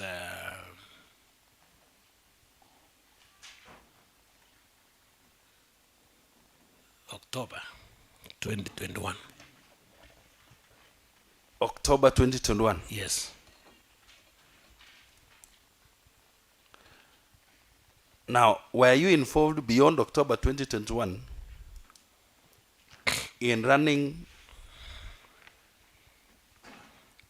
I was not involved up to, should be July 2022. Yeah. So you were dormant until July 2022. Yes, somewhere there, when the election had been held. And no. When the nomination, when we were about to go for election. When you were about to go for election, you came back. Yeah. And you regained back your position as the. Not so. Of course, the energy was not there. Of course. But you were able to transact one or two. Maybe some. In fact, I'll need to check with my records. But August is when I was able to transact some few. Yeah. August 2022. August or September. It must be, yeah. Thank you. I'll give it back to So Mr. that I Chair. can finish what Yeah. I was asking. Do you have files for each individual trustees?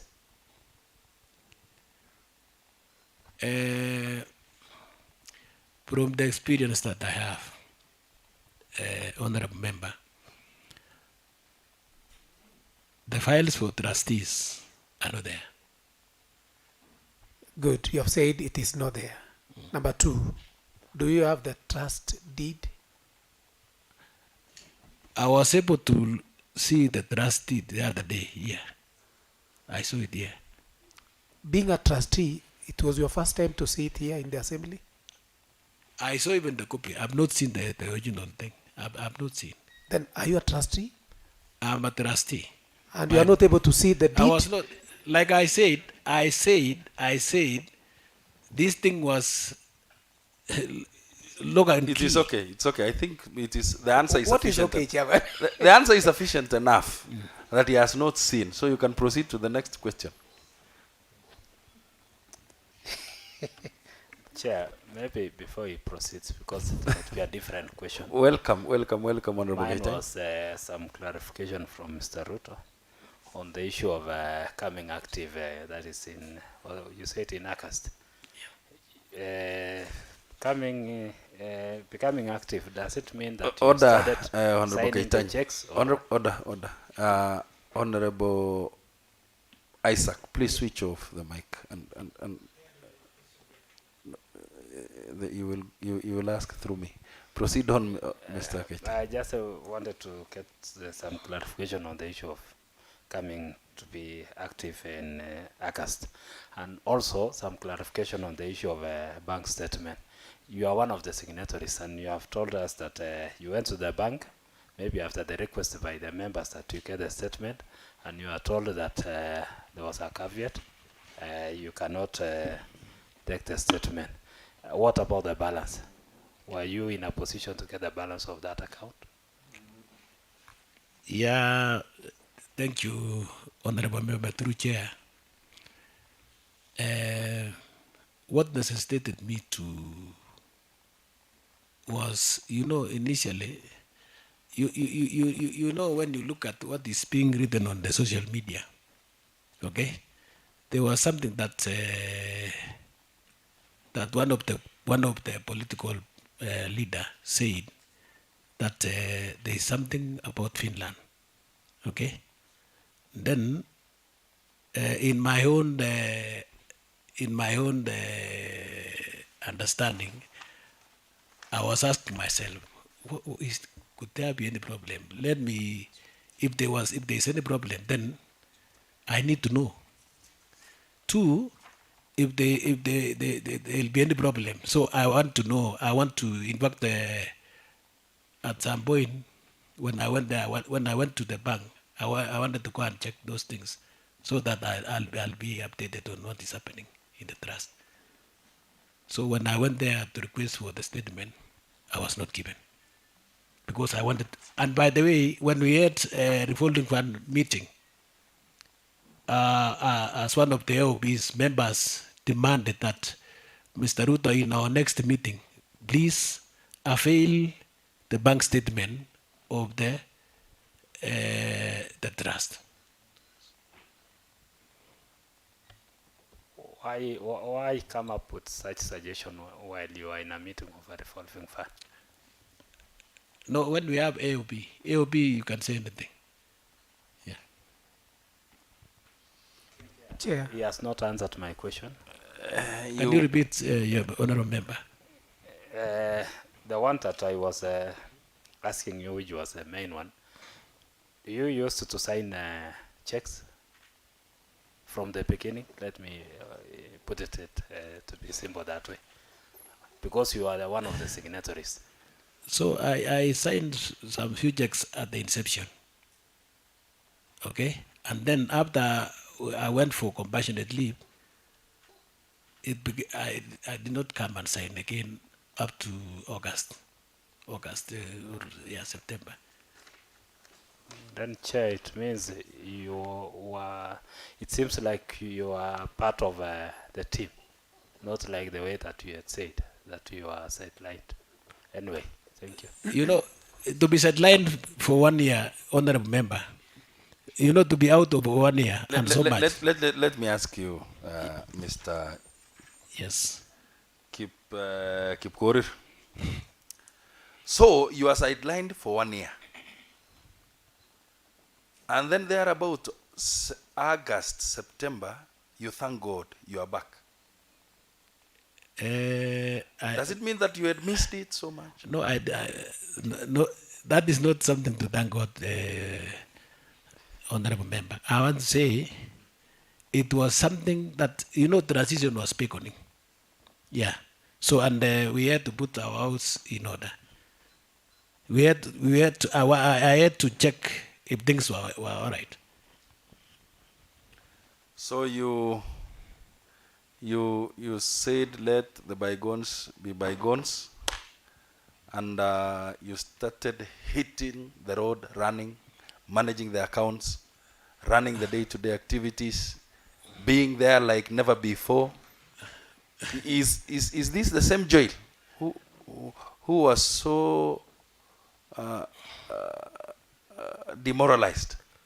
The moralization still persisted, your honorable member, because let's say once when we are transferring some money to foreign universities outside, but issues like running day-to-day activities of like taking students to the embassy, is not signed.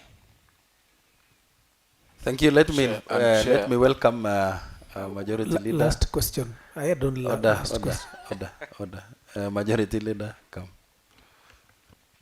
Thank you, Chair. I followed keenly Mr. Joel, and Chair, from what we are getting is that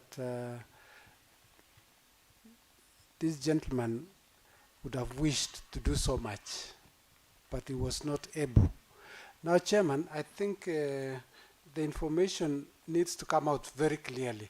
He has been going round and round and round.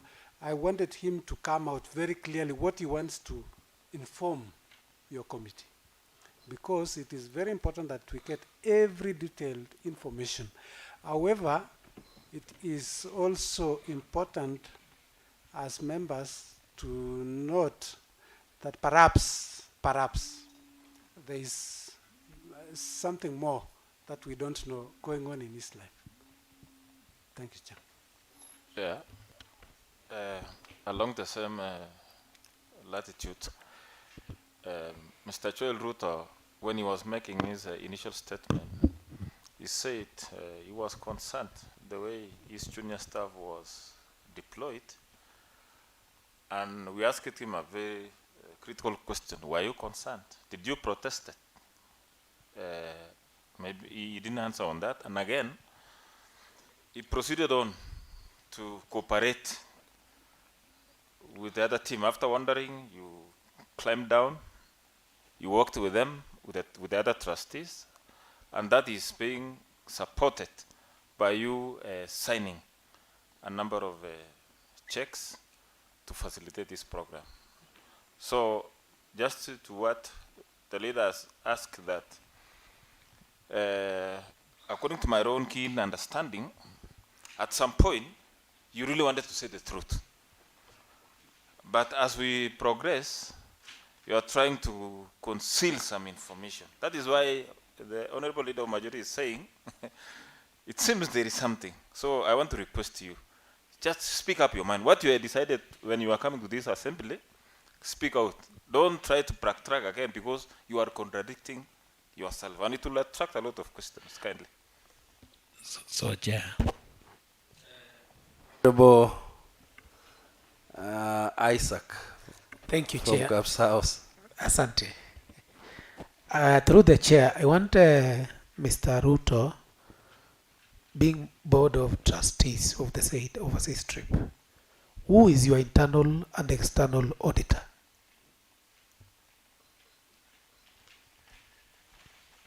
Thank you, Honorable Member through Chair. Let me start answering what Honorable Amos said. Maybe I'll be in a position to answer what he's asking. If he becomes so candid and tell me to answer this bit. If you give me a question that is well guided, I'll be able to answer, because I don't know what you actually wanted. My MCA, Honorable MCA from Caps House, has asked the question about the internal and external auditor. If you look at in our meeting on the 3rd of October, we actually wanted, or one of the recommendations was to have auditors from the county government. Okay, and then we also we were to have another auditor from external auditor.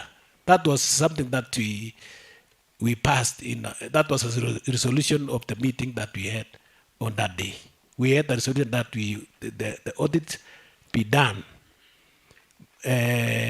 by internal and external auditors. That's what we agreed. Now you don't have. It is part of suggestion in that meeting that you should have 1 and 2. I went ahead. And? I went ahead and looked for the auditor. I went ahead and looked for the auditor. And I received about 3 applications. I was interested in knowing the truth about the workings of this trust. And the only way to exonerate ourselves from any allegation was to have an audit. So we got an auditor, but the principal trustee refused. Otherwise, we had actually procured the services. And the reasons for refusal? Yes. He used a statement like, we want to have a competent and reputable firm to carry out the audit. So I was discouraged on the same, because having had the auditor, and he was ready. In fact, he had even asked the terms of reference. But the whole thing was brought down. Now that the principal financial officer objected, then how far have you gone, or you are stuck there?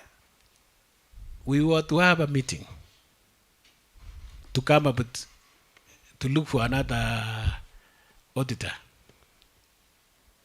but the meeting has not been called. That is internal auditor. What about external? No, that was external auditor. Sure. Yes. Honorable Mary Goretti. Okay. Thank you, Chair. Maybe you can tell us, were the decisions of your board made by only one person or the entire team? Is there a point whereby you could go for, maybe you do a vote that how many of us agree that we have the external auditor continue, how many disagree, or it was just a decision of one man? Thank you. Honorable Member, like I said, we have had 2 meetings. One meeting is the agendas that we have, that are mentioned. in the second meeting, it was actually meant to change the signatories. Thank you so much. Chairman. Let me give it to Honorable Jonathan Ngetich. Thank you, Chairman. Maybe to proceed from where Honorable Mary Goretti left, Trust has made several transactions through members of staff and some of the trustees without any minutes from all the trustees authorizing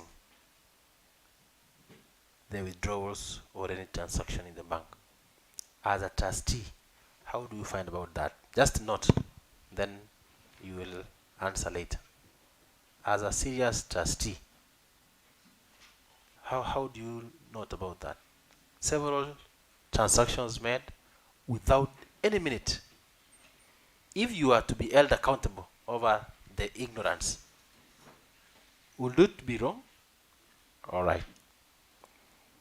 Number 2,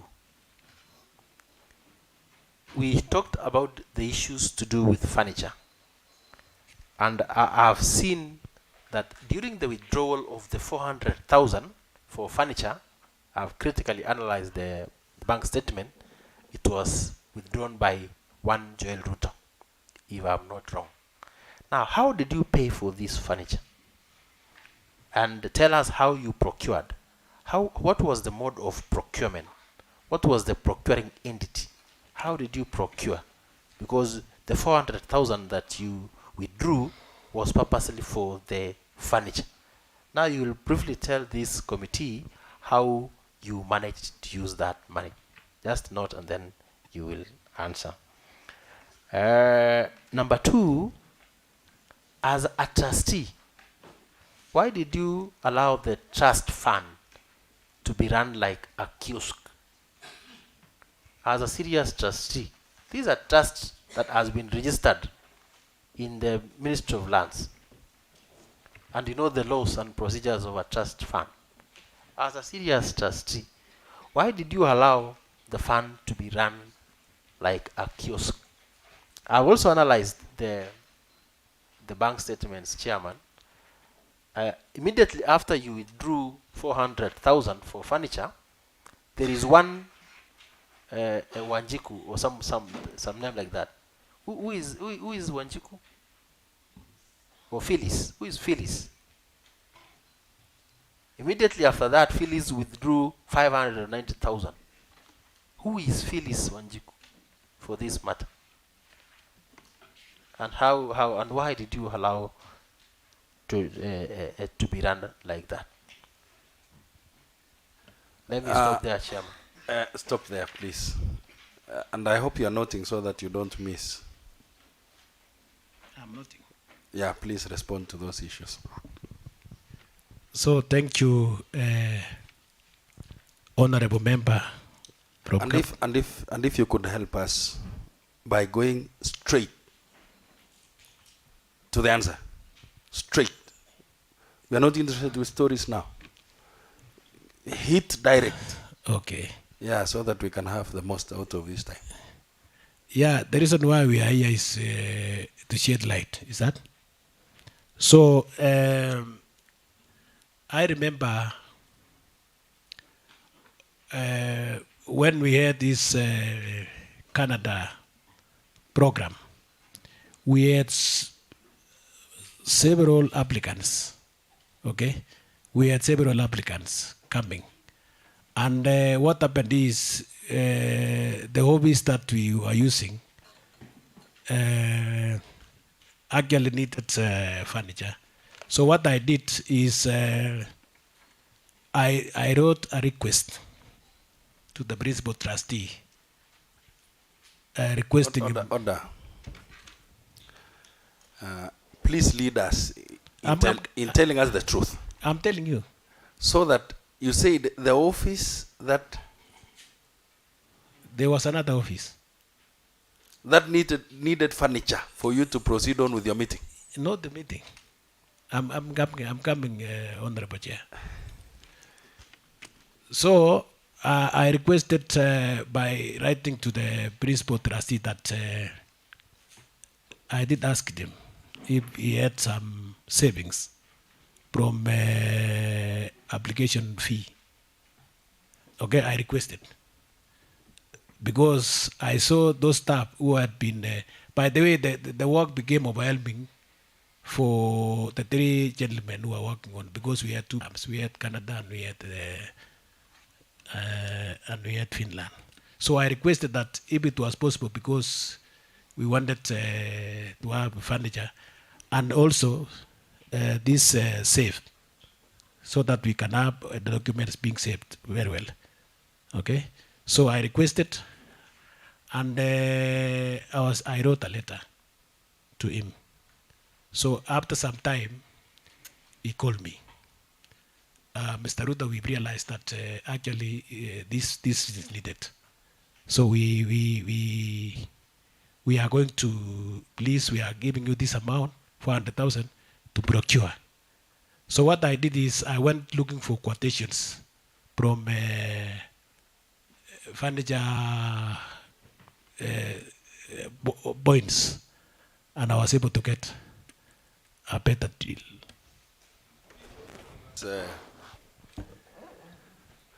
I want to know, so the office that needed furniture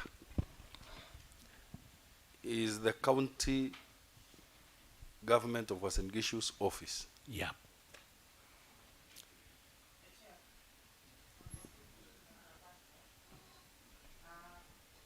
Was the secretariat that is in that office from outsiders, or the same secretariat that you are using in the office? We, like I said, this work of overseas had become overwhelming. Oh, just tell us. Now. Be straight to the question. Was it county officers? Let me lead that. Let me lead that.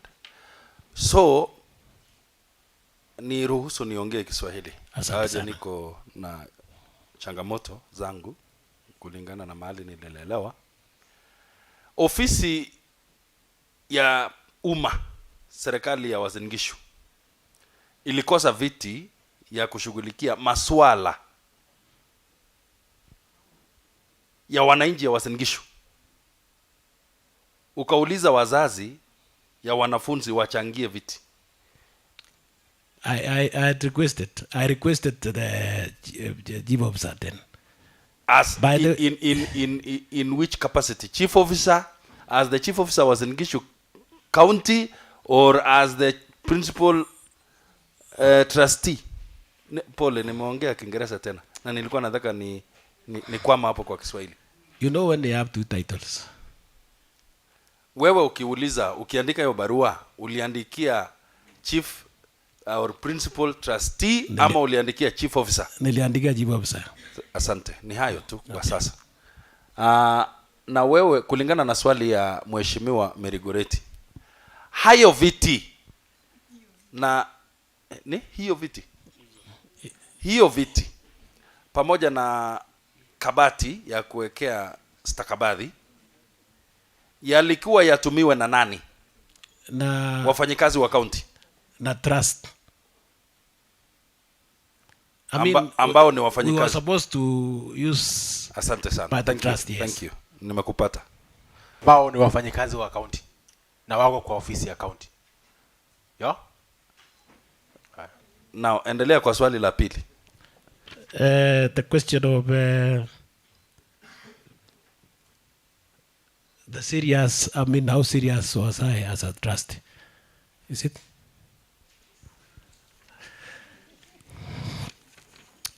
I actually did not have a meter to surely, because swali lake lilikuwa rahisi ya kwamba mara tu baada ya wewe kuzoa shilingi 1,400, mwenzako ambaye ni karani ama ni secretary, ni mwandishi ni engineer. mwandishi katika ofisi lako akatoa 1,500 kwa mpigo. Swali ni hii, anauliza mheshimiwa Jonathan Ngetich ya kwamba uliona ni bora liwe hivyo. Thank you, Chair. Like I said, in that department we have 3 officers from revolving fund and the secretary who was secretary to the chief officer. Okay, so I know she's been sent. She was also being sent by the chief officer to withdraw, but like I did not sign for her on the same. Chair, what's the name of that secretary? Phyllis Wanjiku. Phyllis Wanjiku. Yeah. Chairman, Chairman, now before chairman walikuwa wamesema niongee Kiswahili ni ile idara ya nini ya revolving fund. Sasa wakati huu Phyllis ameingia na hayuko kwa hiyo idara. Sasa kama trustees ndio nikauliza wako serious kweli kuchangia hiyo mheshimiwa chairman mwenyekiti? Labda uulize hivi mheshimiwa Jonathan, kwa sababu ukiuliza ni sisi tutajua kama wako serious ama hapana. Swali rahisi sana kuuliza ni kwamba ulikubalia Phyllis na wenzake wafanye hivyo, wewe ukitazama na ukaona ni vema. In fact, I was not even aware, your chair. I mean, chair, I was not even aware that Phyllis had withdrawn that money. I was not aware. So wewe pamoja na mimi ndio tumejua juzi. Ndio nimejua mkisema. Sahi. Yeah. I didn't know she withdrew that money. Chairman, ya mwisho chairman. Asante. Ya mwisho chairman. Mheshimiwa Kapkea. To fertilize on what honorable member from Kaptakatu was saying. Nilikuwa nimeanza kufurahia Kiswahili. Okay. Tunaulizwa tu the respondent is responding in English. So maybe he's okay with that. The first question is, how did you know that you are a signatory if you didn't had any meeting? Number 2, concerning signatory issues. Number 2,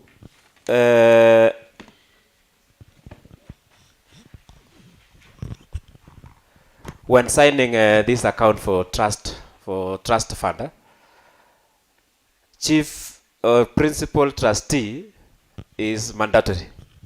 Yes. And then any 2 to sign or only 1 to sign? 1 to sign. So it is only so 2 can sign. 2 can sign. So it's only principal who is mandatory and another one. Yes. Okay. And then you also, there is a letter.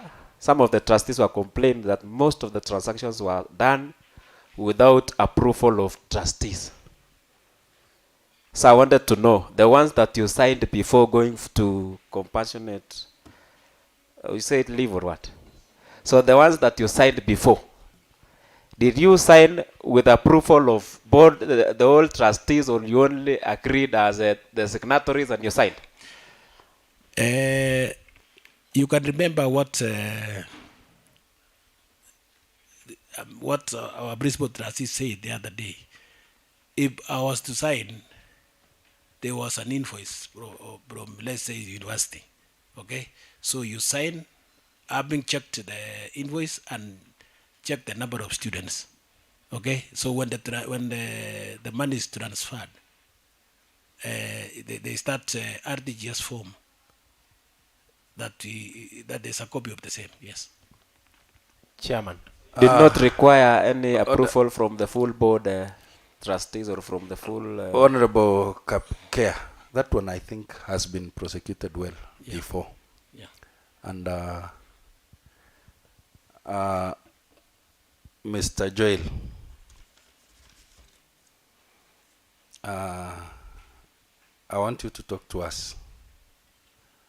And in talking to us, here seated in the gallery, I'm seeing uh, members of public. Some of them are petitioners. And they've been called names. They've been called Wakora. They've been called Adui ya Maendeleo. Others, their lives have been endangered, courtesy of just trying to bring to life what is happening. And in their submissions, in their petition, they had issues about the entire program, how it was being handled, and they've tried much to reach to you and the leadership of the trustees in vain in trying to get answers to their questions. Perhaps I want to give you 3 minutes to talk to them. Talk to us in Gishu County. Tell them something about this issue. Chairman. Maybe one chairman. Order, Jonathan. We will have time for that. Only one. Please proceed. Maybe in addition. Order, chairman. Order, teach. I want to give him 2 minutes or 3. Talk to us in Gishu County. Tell them that you are a very good man. Tell them that their money is safe. Tell them that the program is good. And tell them that sisi wote tutashinda. Please do that in 3 minutes. Thank you, Chair. Personally, sometimes it's also good to know the history. History of how somebody was brought up. Okay? Personally, I want to say I was brought up, my culture is so different that I was brought up to always say the truth. That has been my virtue, saying the truth all the time. This issue of overseas trust, I've also had a fair share of problems concerning the bank statement. Okay? That there is allegation that it is me who actually leaked to the social media. So I've had a fair share of my problems on the same. 2, I want to tell the petitioners that indeed they have a serious, the petition is a serious thing that meets the threshold to be heard. And I want to thank the honorable members who have been given them time to this issue of petition. Okay? Even if I was the one, even if I was the parent, I would also question how we are running this thing, because we are actually in a world where it is very open. And anytime you try to conceal some information, it will become a problem. Chair, I want to also give you an hint what I've been able to do as an individual one. I've been a principal of high school. And there is nothing that has been said about me concerning financial misappropriation. I have history. I have a reputation to make. I have children to take care. And most remarkably, being a grandfather, it needs that you stand on high pedestal. And in case there is any problem, we are supposed to solve this problem amicably. If, okay, something has been done, one member of Kaptagat did tell me that, are you responsible? Will you be responsible for what you have done? I certainly say yes. I'll be responsible. I'll take the responsibility. Because if I don't take the responsibility, who will? Yes. So, members, in writing your report or giving a recommendation, I would request you to further look at the positive side of the program. Look at, of course, these are teething problems, though it is financial in nature. These are teething problems that requires that does not require us to kill the program.